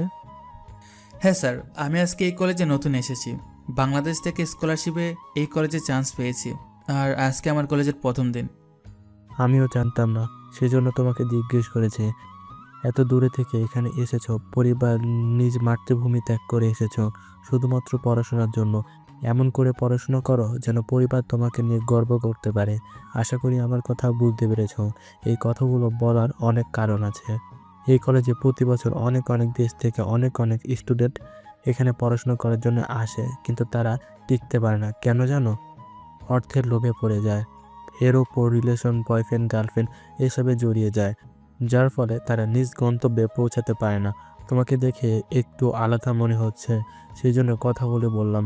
আর হ্যাঁ, যদি কোনো সাহায্যের প্রয়োজন হয়, মনে হয় আমি করতে পারবো, তাহলে সরাসরি আমার কাছে চলে আসবে, কেমন? ধন্যবাদ স্যার, আমাকে এতটা উৎসাহ দেওয়ার জন্য। আপনার প্রত্যেকটা কথা মাথায় রেখে চলবো। অবশ্যই স্যার, সাহায্যের প্রয়োজন হলে আপনারা আমাদের টিচার, আপনাদের কাছে যেতে হবে, এটাই স্বাভাবিক। এত দূর থেকে এসে একমাত্র আপনাদের সাথেই এত ভালো সম্পর্ক হয়ে যায়। আর নয়তো এই শহরে গিয়ে কান্নাকাটি করলেও কেউ একবেলা বিনা স্বার্থে খাবার দিবে না। You are a very smart and intelligent boy. এভাবে চিন্তা করবে, প্রত্যেকটা কথায় মাথায় নিয়ে আস্তে আস্তে এগোবে। উচ্চতর থেকে আরও উচ্চতরে পৌঁছাতে হবে তোমাদের। জুবাইর মাথা নাড়ে, তারপর স্যার জুবাইরকে উদ্দেশ্য করে বলে, sit down and focus lecture board. Zubair বুঝতে পারে এই স্যার মানুষটা অনেক ভালো মনের একজন মানুষ, তা ওনাকে দেখেই বোঝা যাচ্ছে। ছোটবেলায় শোনা যেত, যার রাগ যত বেশি তার মনে মায়া তত বেশি। এই স্যারকে এই কলেজের স্টুডেন্ট সকলে বাঘের মতো ভয় পায়, কিন্তু আজকে স্যার কত সুন্দর করে বুঝিয়ে বললেন তাদেরকে। আজকে যেন তারা নতুন কোনো স্যারকে আবিষ্কার করলো। একে একে সবগুলো ক্লাসে জুবাইর সব টিচারদের সঙ্গে ভালো করে পরিচিত হয় নাই। তার মধ্যে একজন ইন্ডিয়ান টিচার রয়েছে, যার দাদুর বাসা মানে পূর্বপুরুষদের বাসা ইন্ডিয়ায়। উনি আমেরিকান কালচারে বড় হয়েছে এবং এই কলেজেরই একজন স্টুডেন্ট ছিল এক সময়, আর আজ এই কলেজের টিচার। একে একে সবগুলো ক্লাস শেষ করে তারা বাড়িতে চলে আসে। তার মধ্যে কিছুক্ষণ সময় রেস্ট করার পর আবারও বেরিয়ে যায় অফিসের উদ্দেশ্যে। আজকে মূলত অফিসে যাওয়ার কোনো কারণ ছিল না, কিন্তু অফিসের ম্যানেজার জুবাইরকে ফোন করে যেতে বলেছে। বেশ কিছুক্ষণ পর জুবাইর তার কর্মস্থলে পৌঁছায়। সে সেখানে মূলত অফিসের ম্যানেজারের রুম গুছিয়ে রাখে। তার এর চেয়ে বেশি কোনো কাজ নেই। জুবাইর অফিসে এসে সোজা ম্যানেজারের রুমের সামনে চলে যায়। সেখানে গিয়ে নক করে বলে, may I come in sir? Yes, come here. Hey Zubair, how are you? জি স্যার, আলহামদুলিল্লাহ ভালো। আপনি কেমন আছেন? এই তো আলহামদুলিল্লাহ ভালো আছি। তুমি জানো তোমাকে এখানে কেন ডাকে আনা হয়েছে? জুবাইর এবার মাথাটা ঘোরায়, চারপাশে দেখে। ম্যানেজার সাহেব ছাড়া আরও দুজন লোক আছে, তাদেরকে সে চেনে। একজন হচ্ছে অ্যাকাউন্টিং ম্যানেজার আর একজন এমডি স্যার। স্যার, আমি কি কোনো ভুল করলাম? হঠাৎ তোমার এমন মনে হলো কেন? আমরা তো তোমাকে কোনো কিছু বলিনি। আসলে স্যার, আজকে তো আজ অফ ডে, তার উপর আবার আপনারা দুই স্যার বসে আছেন, তো আপনাদের সঙ্গে তো আগে কখনো আমার দেখা হয়নি, তাই ভেবেছি আর কি। কিছুদিন আগে ম্যানেজার সাহেব একটা ফাইল কমপ্লিট করে দিয়েছিলেন, সেটা কি তুমি নিজের হাতে করেছিলে নাকি অন্য কাউকে দিয়ে করিয়েছো? সত্যি করে বলবে। আসলে স্যার, ওইটা আমি নিজে হাতেই করেছি, কিন্তু এটা নিয়ে তো কোনো সমস্যা হওয়ার কথা নয়। সমস্যা হওয়ার কথা নয় কেন? এমনও তো হতে পারে সে ফাইলটা ঠিকঠাকভাবে তৈরি করা হয়নি। তোমারই তো কনফিডেন্স আসছে কোথা থেকে? স্যার, আমি পুরো কনফিডেন্সের সাথে বলছি, ওই ফাইলটা আমি নিজের হাতে করেছি এবং কোনো সমস্যা হতে পারে না ওই ফাইলে, কারণ আমি আগে ওই ধরনের ফাইলে কাজ করেছি। তুমি এই ফাইল কোথায় পেয়েছো? কোথায় কাজ করেছো আগে? তোমার তো বয়স একেবারে কম। স্যার, আপনারা তো জানেন আমার বাসা বাংলাদেশ। বাংলাদেশে আমার চাচার বিশাল বিজনেস ছিল। আমি চাচার বাসায় থাকতাম, সেখানেই পড়াশোনা করতাম। তার পাশাপাশি মাঝে মধ্যে চাচার কোম্পানিতে যেতাম, সেখান থেকে চাচা আমাকে একটু একটু শেখাতে থাকে। পরবর্তীতে চাচা যখন যে ফাইলটা তৈরি করতে পারতো না, সেই ফাইলটাও আমি নিজেই তৈরি করে দিতে পারতাম। সেখান থেকে আমার এইসব ফাইলের বিষয়ে মোটামুটি অনেক ধারণা ছিল। জুবাইরের কথা শুনে এমডি স্যার এবং অ্যাকাউন্টিং ম্যানেজার কিছুটা অবাক হয়। পরবর্তীতে তারা জুবাইরকে বলে, তাহলে তুমি বলনি কেন এখানে এসে যে তুমি এসব কাজ পারো? স্যার, এটা বাংলাদেশ নয়, আমেরিকা, যেখানে সার্টিফিকেট ছাড়া কথা হয় না। আর আমি মাত্র ইন্টার পড়তেছি। আপনারা যে আমাকে অফিস বয়ের চাকরিটা দিয়েছেন, সেটাই অনেক ভাগ্যের ব্যাপার। বাংলাদেশ হলে হয়তো টাকা খাইয়ে এসব কাজ করা যেত, কিন্তু এখানে এটা সম্ভব নয়। আর আমি কাউকে ঘুষ দিতে পছন্দ করি না। গুড, তোমার মতো ব্রিলিয়ান্ট মানুষই দরকার। এমন সৎ লোক পৃথিবীতে কমই আছে। আজ থেকে তুমি আর অফিস বয়ের চাকরি করবে না। জুবাইর এমডি স্যারের কথা শুনে ভয় পেয়ে যায়। সে ভেবেছে তাকে হয়তো এই চাকরি থেকে বহিষ্কার করা হবে, কিন্তু না, তাকে ভুল প্রমাণ করে দিয়ে এমডি স্যার বলল, আজ থেকে তুমি এই অফিস ম্যানেজারের অ্যাসিস্ট্যান্ট ম্যানেজার। এমডি স্যারের কথা শুনে জুবাইর যেন নিজের কানকে বিশ্বাস করতে পারছে না। সে ভাবতেছে এমডি স্যার কি সত্যি তাকে অ্যাসিস্ট্যান্ট ম্যানেজার বলে ঘোষণা করলো, নাকি সে স্বপ্ন দেখতেছে এখানে। জুবাইর একটু অবাক দৃষ্টিতে ম্যানেজার স্যারের দিকে তাকায়। জুবাইর এমন তাকানো দেখে ম্যানেজার সাহেব হেসে জুবাইরকে বলল, এই কি ভাবছো তুমি? তুমি এটা ডিজার্ভ করো। ওই দিন তুমি যে ফাইলটা তৈরি করে দিয়েছো, তার জন্য আমাদের কোম্পানি 300 কোটি ইউএস ডলার প্রমোশন পাবে। এই ফাইলটা এই অফিসের কেউই ভালো করে তৈরি করতে পারবে না। যতটা ভালো করে তুমি তৈরি করেছো। ইভেন তোমাকে ফাইলটা দেওয়ার আগেও সবাইকে আমি জিজ্ঞাসা করেছিলাম যে কেউ ফাইলটা তৈরি করতে পারবে কি না, কিন্তু সবাই মাটির দিকে মুখ করে তাকিয়েছিল। যার আনসার আমি পেয়ে গিয়েছিলাম। শোনো, তুমি খুব ট্যালেন্টেড একজন ছেলে। এখন থেকেই লেগে পড়ো, হার্ডওয়ার্ক করো, যাতে তোমার ফিউচার সহজ হয়। ধন্যবাদ স্যার আমাকে এত কিছু করার সুযোগ দেওয়ার জন্য। কালকে যথাযথ সময় অফিসে চলে আসবে, ঠিক 10টায়। আমি জানি তুমি কলেজে পড়াশোনা করো, কিন্তু শুধু কালকের জন্যই সকালবেলা 10টায় এখানে থাকবে। সবার সঙ্গে পরিচয় করিয়ে দিব। ধন্যবাদ স্যার, আপনাদেরকে কখনো ভুলব না। আপনারা যতটা উপকার আমাকে করেছেন। বেস্ট অফ লাক জুবাইর, সামনে এগিয়ে যাও। তোমাদের মতো ট্যালেন্টেড ছেলেরা সবসময় অবহেলিত হয়ে থাকে, কিন্তু আমাদের কোম্পানির যোগ্যতা, ট্যালেন্ট, দক্ষতা এগুলো দিয়ে বিচার করে। অন্যান্য কোম্পানির মতো ঘুষ নেয় না। ধন্যবাদ স্যার, আমার জন্য দোয়া করবেন, আমি যেন আপনাদের বিশ্বাসটুকু ধরে রাখতে পারি। অবশ্যই, ফাইলটা দেখার পর সেই বিশ্বাসটুকু আছে তোমার উপরে। এখন কিন্তু তোমাকে আরও বেশি করে হার্ডওয়ার্ক করতে হবে। এতদিন শুধু ম্যানেজারের কেবিন গুছিয়ে রেখেছো। কাল থেকে ম্যানেজারের অর্ধেক কাজ তোমাকে করতে হবে। You understand? Yes, I understand. MD sir আর অ্যাকাউন্টিং ম্যানেজার তারা দুজন কথা বলে বেরিয়ে পড়ে। জুবাইর তাদেরকে এগিয়ে দিতে যায়। জুবাইর স্যারকে এগিয়ে দিয়ে আসো আমার রুমে একটু। ঠিক আছে স্যার, আমি আসতেছি। বেশ কিছুক্ষণ পর জুবাইর এমডি স্যার এবং অ্যাকাউন্টিং ম্যানেজার দুজনকে গাড়িতে তুলে দিয়ে ম্যানেজার সাহেবের রুমে আসে। বাইরে থেকে দাঁড়িয়ে নক করে বলে, may I come in sir? Yes, come. Sir আপনি ডেকেছিলেন আমায়? বসো এখানে, যা বলবো মনোযোগ সহকারে শুনবে। শুধু শুনলেই হবে না, সামনের প্রত্যেকটা ধাপে ধাপে আমার কথাগুলো মাথায় নিয়ে তারপর পা আগাবে। Am I clear? G sir, অবশ্যই। তুমি জানো জুবাইর, এই অ্যাসিস্ট্যান্ট ম্যানেজার পদটার জন্য কত মানুষ নিজেকে যোগ্য বানাতে চেয়েছে, কিন্তু আফসোস সেখানে তাদের মধ্যে কেউই যোগ্য ছিল না। তোমাকে হঠাৎ করে অ্যাসিস্ট্যান্ট পদে যোগদান করানোর পর অনেকেই তোমার পেছনে শত্রুর মতন পড়ে থাকবে। ওরা তোমার আশেপাশেই বন্ধু হয়ে থাকবে, যেমন মির্জাফর করেছিল। তারা একটা সুযোগ পেলেই দ্বিতীয় মির্জাফর হয়ে যাবে। সেজন্য খুব সতর্কতার সহিত কাজ করতে হবে তোমার। আর তুমি তো বাংলাদেশ থেকে এসেছো, তাই না? জি স্যার। আগে তোমার স্যালারি কত পড়তো বাংলাদেশের টাকায়? স্যার 2,20,000। এখন তোমার স্যালারি কত পড়বে জানো? বাংলাদেশের টাকায় 12 লক্ষ টাকা। হ্যাঁ, প্রতি মাসেই অ্যাসিস্ট্যান্ট ম্যানেজারের প্রথম স্যালারি এটা ধরা হয়। পরবর্তীতে প্রতি বছর এটা আরও বাড়ানো হয়। তাই নিজের যোগ্যতা ধরে রাখতে কঠোর পরিশ্রম করতে হবে, সাথে পড়াশোনা চালিয়ে যেতে হবে। পড়াশোনার প্রতি কোনো গাফিলতি চলবে না। কিন্তু সামনে তোমার বোর্ড এক্সাম, তখন তোমাকে খুব ভালো একটা রেজাল্ট করতে হবে। বুঝতে পেরেছো আমি কি বলতে চাচ্ছি? জি স্যার, অবশ্যই বুঝতে পেরেছি।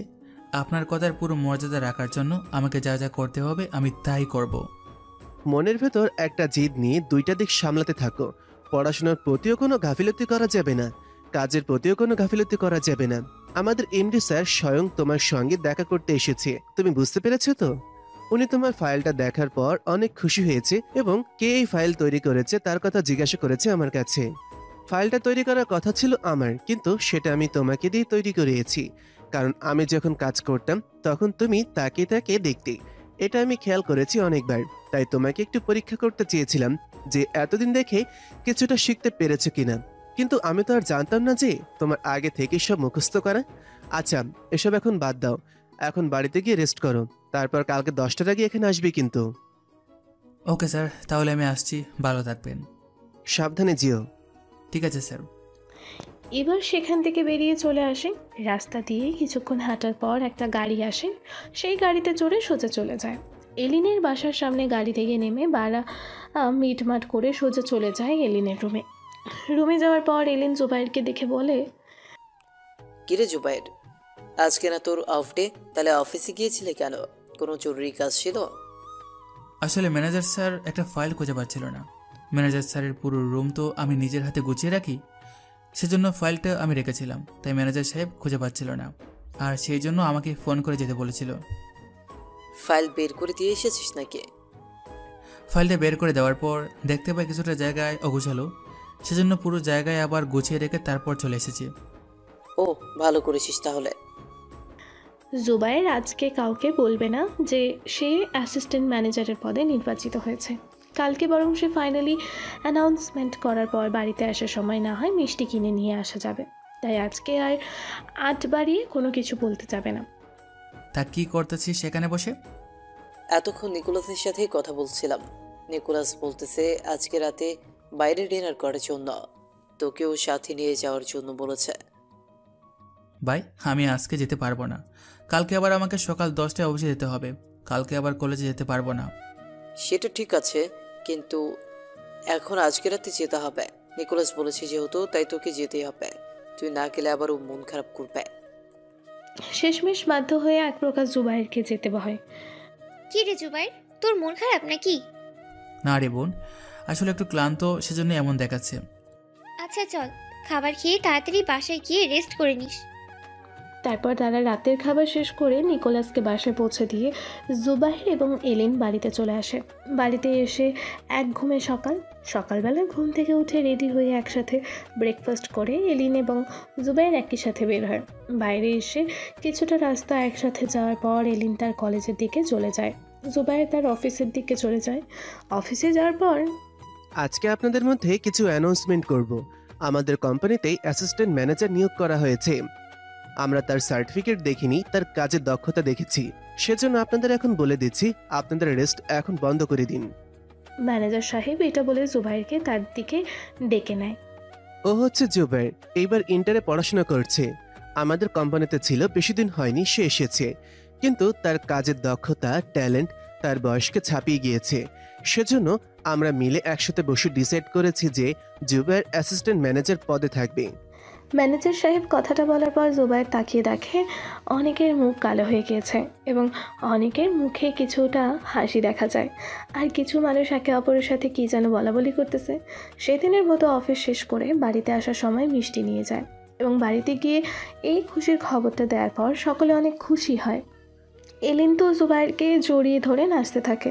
তাদের এই খুশিতে কেটে যায় অনেকটা দিন। সময় চলমান, কারোর জন্য ঘড়ির কাঁটা থেমে থাকে না, মানুষের জীবনও থেমে নেই। সেদিনের পর থেকে পড়াশোনা প্লাস জব, এই দুটো নিয়ে জুবাইর 7 বছর কেটে যায়। সে তার নিজস্ব কোম্পানি খুলেছে আজ প্রায় 4 বছর। জুবাইর অনার্স 2য় বর্ষে থাকতে ওই চাকরির পাশাপাশি পড়াশোনার পাশাপাশি নিজের জমানো টাকা দিয়ে নিজের একটা কোম্পানি খোলে। এই 5 বছরে তার কোম্পানি ভালো সুনাম অর্জন করেছে পুরো আমেরিকায়। শুধু আমেরিকাতে নয়, এশিয়া, ইউরোপ এবং দক্ষিণ আমেরিকা, এই 3টি মহাদেশে তার যোগাযোগ রয়েছে। যদিও সে এশিয়ায় তার বিজনেস বাড়াতে চায়নি, কিন্তু সেখানকার ক্রেতারা তার থেকে অনেক ভালো দাম দিয়ে তার পণ্য ক্রয় করেছে। এখন সে আমেরিকার সিটিজেনশিপ পেয়ে গিয়েছে। এত টাকা হওয়ার পরও জুবাইরের মধ্যে বিন্দুমাত্র অহংকার নেই।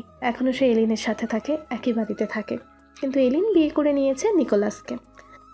জুবাইর, তোর বয়স তো প্রায় 25 হয়ে গেছে, এখন তো বাবা একা বিয়ে শাদী করে নেই, আর কতদিন এইভাবে থাকবে? আঙ্কেলের কথা শুনে জুবাইরের বৃষ্টির কথা মনে পড়ে যায়। জুবাইর মনে মনে ভাবে, আচ্ছা বৃষ্টিকে তো এখনও ডিভোর্স দেওয়া হয়নি, সে কি এখন অন্য কাউকে বিয়ে করে সংসার করতেছে? কিন্তু সে তো তার এখনও বিবাহিত স্ত্রী। না, আর কিছু ভাবলো না ওকে নিয়ে। ওর যা ইচ্ছা তাই করুক, জুবাইর ওর ব্যাপারে নাক গলাবে না। আঙ্কেল, আমাকে আর কয়েকটা দিন সময় দাও, আমি আর একটু স্ট্যাবলিশ হয়ে নেই, তারপর না হয় এগুলো নিয়ে চিন্তা করব। ভাই তুই আর কত স্টাবলিশড হবে? হাজার হাজার কোটি টাকার মালিক হয়ে গেছিস এই কয়েক বছরে। আর আমায় দেখ, সামান্য কিছু টাকার চাকরি করে বিয়ে করে নিয়েছি, এখন সংসার করতেছি। বিয়ে শাদী করলে এগুলা কোনো ম্যাটারই না। তুই প্রেম করছিস তো বিয়ে করবি না? আমার তো আর মনের মানুষ নেই যে চাইলেই বিয়ে করে নিতে পারবো। আঙ্কেল আসি। জুবাইর যাওয়ার সময় বাড়ির সকলকে জানিয়ে গাড়ি করে চলে যায় অফিসে। অফিসে যাওয়ার পর তার অ্যাসিস্ট্যান্ট নীরা এসে বলল, স্যার আমাদের কালকে বাংলাদেশে যেতে হবে ইমিডিয়েটলি। হোয়াট? এখন বাংলাদেশে কেন? আমাদের হিসাবে একটু গরমিল হয়েছে, সেজন্য বাংলাদেশের কোম্পানি আমাদেরকে ইনভাইট করেছে। স্বয়ং এমডি স্যার। কবে যেতে হবে? আজ রাতে 8টা বাজে ফ্লাইট। ওকে ঠিক আছে, তুমি আমাকে আগে বলবে না? আসলে স্যার ওনারা আজকে সকালে জানিয়েছেন। It's okay. এখন যে কাজগুলো পেন্ডিং পড়ে আছে সেগুলো তাড়াতাড়ি কমপ্লিট করতে হবে আজকে। ওকে স্যার, আমি করে দিচ্ছি। ফ্লাইটের টিকিট কয়টা কেটেছো? 2টি স্যার। 4টি কাটো। এরিন এবং নিকোলাস তারা দুজন যাবে আমাদের সাথে। Okay sir. জুবাইর তার কাজ শেষ করে বাসায় ফিরে বাসায় এসে এলিন এবং নিকোলাসকে বলে যে তারা সবাই বাংলাদেশ যাবে। এলিন প্রথমে যেতে ততটা আগ্রহী ছিল না, কিন্তু নিকোলাসের জোরাজোরিতে যেতে বাধ্য হয়েছে। তারা তিনজন যখন রাতে ফ্লাইটে উঠে বসেছে তখন জুবাইরের মনে পড়ে সেই 7 বছর আগের কথা, যখন সে বাংলাদেশ থেকে আমেরিকায় এসেছিল। তখন তার কাছে কিছুই ছিল না, আজকে তার কাছে সব কিছু রয়েছে, শুধুমাত্র প্রকৃত ভালোবাসা নেই। কিরে জুবাইর, কি ভাবতেছিস এতক্ষণ ধরে? ভাবতেছি সেই 7 বছর আগের কথা, যখন আমি বাংলাদেশ থেকে আমেরিকাতে এসেছিলাম। তখন আমার কাছে কিছুই ছিল না। আজকে টাকা পয়সা সব কিছুই রয়েছে, শুধুমাত্র আমার কাছে নেই প্রকৃত ভালোবাসা। জানি না সেটা জীবনে কখনো আসবে কিনা। মন খারাপ করিস না, সব কিছু ঠিক হয়ে যাবে। তাই যেন হয়। দীর্ঘ এক জার্নির পর তারা 4 জন এসে নামে দুবাইতে। দুবাই থেকে আরেক ফ্লাইট করে সোজা চলে যায় বাংলাদেশে। সেখানে 4টি গাড়ি নিয়ে জুবাইরের বডিগার্ড প্রায় 8 জন বিশাল দেহী পুরুষ দাঁড়িয়েছিল। তারা এয়ারপোর্ট থেকে বের হওয়ার পর তাদের ক্রেতা কোম্পানির স্বয়ং এমডি এসে তাদেরকে রিসিভ করে। মোস্তাফা খান, যে কিনা তাদেরই ক্রেতা, একসাথে বিজনেস করে। কেমন আছেন মিস্টার আহমেদ? এই তো আলহামদুলিল্লাহ ভালো। আপনার কি অবস্থা? আপনি কেমন আছেন? এই তো আছি আলহামদুলিল্লাহ ভালো। আপনাদের আসতে কোনো সমস্যা হয়নি তো মিস্টার জুবাইর আহমেদ? না, আমাদের আসতে তেমন কোনো সমস্যা হয়নি। এরকম কথাবার্তা হওয়ার পর জুবাইরা চলে যায় একটা বাংলোতে, যেটা জুবাইরের কেনা ছিল। সেখানে গিয়ে ফ্রেশ হয়, তারপর অ্যাসিস্ট্যান্ট নীরাকে নিয়ে বের হয়ে যায় মিটিংয়ের উদ্দেশ্যে। মিটিংটা মূলত অন্য একটা কোম্পানিতে হবে, মোস্তাফা খানের কোম্পানিতে নয়। আজকে 4-5টা কোম্পানির সাথে মিটিং করবে জুবাইর আহমেদ।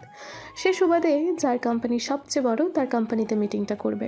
বেশ কিছুক্ষণ যাওয়ার পর 4টা গাড়ি এসে থামে একটি বড় বিল্ডিংয়ের সামনে। তখন দুপুর 1:30। জুবাইর গাড়ি থেকে নেমে ভেতরে যায় লিফট দিয়ে। উপরে যাওয়ার পর লিফট থেকে বের হয়ে সামনে এগোয়। কিছুটা যাওয়ার পর আর সামনে এগোতে পারে না। সামনের মানুষটাকে দেখে পা দুটো থমকে যায়। সে না চাইতেও মুখ দিয়ে বের হয়ে যায় চাচা। জুবাইরের চাচা জুবাইরকে দেখে অনেকটা অবাক হয়ে যায়, তারপর তাড়াতাড়ি এসে জুবাইরকে জড়িয়ে ধরে। কেমন আছিস বাবা? এতদিন একটা কল দিসনি, আমাদের কি একটা বারও মনে পড়েনি তোর? এত অন্যায় করেছি আমরা তোর সাথে, কেন করলি আমাদের সাথে এরকম?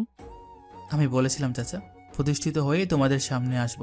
দেখো আজকে আল্লাহর রহমতে প্রতিষ্ঠিত হয়ে তারপরেই তোমাদের সামনে এসেছি। আমেরিকার বিজনেসম্যান জুবাইর আহমদ কি তুই? জুবাইরের চাচা অনেকটা অবাক হওয়ার ভঙ্গিতে বলল, হ্যাঁ চাচা, আমি সেই জুবাইর আহমেদ, আহমেদ গ্রুপ অফ ইন্ডাস্ট্রির সিইও। নীরা এবং জুবাইরের বডি গার্ডরা দাঁড়িয়ে দাঁড়িয়ে এতক্ষণ দেখছিল তাদের কাহিনী। এক পর্যায়ে তারা মিটিং রুমে ঢুকে পড়ে দুজনই। প্রায় 2 ঘন্টা লাগে মিটিং করার পর জুবাইর এবং জুবাইরের চাচা একা কেবিনে বসে। তারপর জুবাইরের চাচা এই 7 বছরে ঘটে যাওয়া সব কিছু জুবাইরকে বলল। জুবাইর সব কিছু শুনে সে ঠিক করলো এখনই বাড়িতে যাবে। সেখানে আর দেরি না করে বাইরে এসে নীরাকে বলল, নীরা এখনই হেলিকপ্টারের ব্যবস্থা করো, আমি এখনই বাড়িতে যাব। নীরা কিছুক্ষণের মধ্যে হেলিকপ্টারের ব্যবস্থা করে জুবাইরকে নিকট এসে বলল, স্যার হেলিকপ্টার তৈরি আছে, চাইলে আপনি বেরিয়ে যেতে পারবেন। জুবাইরের আর কথা না বাড়িয়ে সোজা গিয়ে হেলিকপ্টারে বসে পড়ে। 2 ঘন্টার রাস্তা 40 মিনিটে এসে পড়ে। জুবাইরদের বাড়ির সামনে অনেক বড় একটা খালি মাঠ রয়েছে। সেই খালি মাঠে এসে হেলিকপ্টার নামে। বাড়ির সামনে হেলিকপ্টারের শব্দে জুবাইরের পরিবারের সকলে পেরিয়ে আসে বাইরে। হেলিকপ্টার ল্যান্ড করার পর যখন বন্ধ করে ইঞ্জিন, চারিপাশে তাকিয়ে দেখে জুবাইর। মানুষের দ্বারা চারিপাশ ভরে গিয়েছে। জুবাইরদের একজন বডিগার্ড গিয়ে দরজা খুলে দিয়ে জুবাইরকে নামায়। জুবাইরকে নামতে দেখে জুবাইরের পরিবার পুরো অবাক হয়ে যায়। 7 বছর ধরে খুঁজেও যেই ছেলেকে পায়নি তারা, আজ সেই ছেলে চোখের সামনে হেলিকপ্টার থেকে নামতেছে। এটা দেখে জুবাইরের মা দৌড়ে এসে জুবাইরকে জড়িয়ে ধরে কাঁদতে কাঁদতে বলল, তুই এতদিন কোথায় ছিলি? আমরা না হয় ভুল করেছি, সেজন্য আমাদেরকে ছেড়ে এত দূরে চলে যাবি? এই মুহূর্তে জুবাইরের কিছু বলতে ইচ্ছা করতেছে না। পরে জুবাইরের বাবা ভাই সকালে আসে, কিন্তু জুবাইর কারোর সঙ্গে কথা না বলে সোজা ঘরের দিকে এগিয়ে যায়। ঘরের দুয়ারে দাঁড়িয়েছিল জুবাইরের ভাবি। তার করেছিল 4 বছরের একটি মেয়ে। জুবাইর তার ভাবির কাছে গিয়ে তাকে জিজ্ঞেস করলো, কেমন আছো আপু? আলহামদুলিল্লাহ ভালো আছি ভাই, তুমি কেমন আছো? জুবাইর কিছু বলতে যাবে তার আগে জুবাইরের ভাই বলল, জুবায়ের ও তোমার ভাবি হয়। এবার তার ভাইয়ের দিকে ঘুরে পড়ল। ও তাই নাকি? তা আমার কোন ভাইয়ের বউ? আমার তো কোনো ফ্যামিলি নেই, আমার কোনো ভাই নেই। আপনারা কি জানেন আমার কোন ভাইয়ের বউ নেই? জুবাইর এবার তার ভাবির দিকে তাকিয়ে বলল, আমি তোমাকে আপু বলে ডাকবো, তোমার কোনো সমস্যা? আমার কোনো ভাই নেই, তুমি আমাকে আপু বলে ডাকলে আমি আরো বেশি খুশি হব। তাহলে বাইকে তুই করে বলতে হবে। আমার আম্মুকে আমার কোলে দাও। ঠিক আছে, এখন থেকে তুই করেই বলবো। এই যে নাও। জুবাইর তার আপুর কোল থেকে বাচ্চাটি নিয়ে ঘরে ঢুকে যায়। এটা দেখে জুবাইরের বাবা মা ভাই বোন নিঃশব্দে কান্না করতে থাকে। এটা তো একদিন হওয়ারই ছিল। জুবাইর অনেকক্ষণ ধরে খেলা করছিল বাচ্চা মেয়েটার সঙ্গে। তখনই কে যেন ড্রয়িং রুমে টিভিটা ছাড়ে, সাথে সাথে খবরের শিরোনাম পড়তে থাকে। ব্রেকিং নিউজ, আমেরিকা থেকে mister Jubayer Ahmed group of ইন্ডাস্ট্রিজের একমাত্র সিইও বাংলাদেশ এসেছে আজ। এটা বলে কয়েকটা পিক দেখায়, যেগুলো জুবায়ের যখন এয়ারপোর্ট থেকে বের হচ্ছিল তখনই হয়তো কোনো সাংবাদিক ছবি তুলেছিল। এই পিকগুলো দেখে জুবায়েরের বাবা মায়ের ভাই বোনের ভাবির মানে আপুর চোখ কপালে উঠে যায়।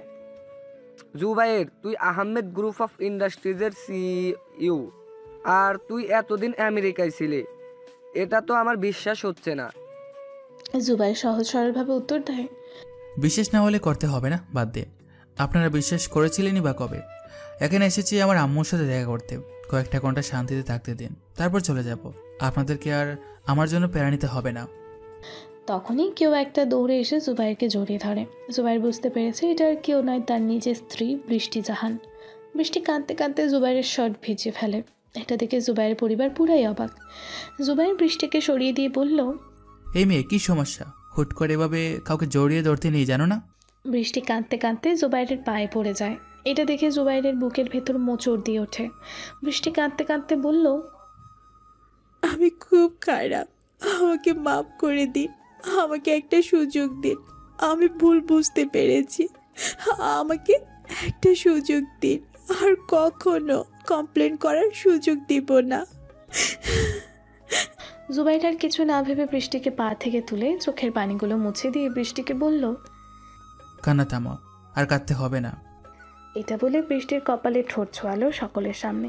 সবাই এভাবে তাকিয়ে থাকতে দেখে জুবাইরের চাচা মানে বৃষ্টির বাবা দরজা দিয়ে ঢুকতে ঢুকতে বলল, আরে এত টেনশন নেওয়ার কিছু নেই, ওদের আরও 7 বছর আগে তাদের সম্পর্ক হালাল করে দিয়েছে। সবাই এবার একটু শান্তি হয়, না হলে বৃষ্টির বাবার রাগ সম্পর্কে সকলেরই ধারণা রয়েছে। কী যে হতো কে জানে। তারপর আস্তে আস্তে বৃষ্টির বাবা জুবাইরকে বুঝিয়ে পরিবারের সকলের সঙ্গে সব কিছু মিটমাট করে দেয়। জুবাইরের মা তখন জড়িয়ে ধরে জুবাইরকে।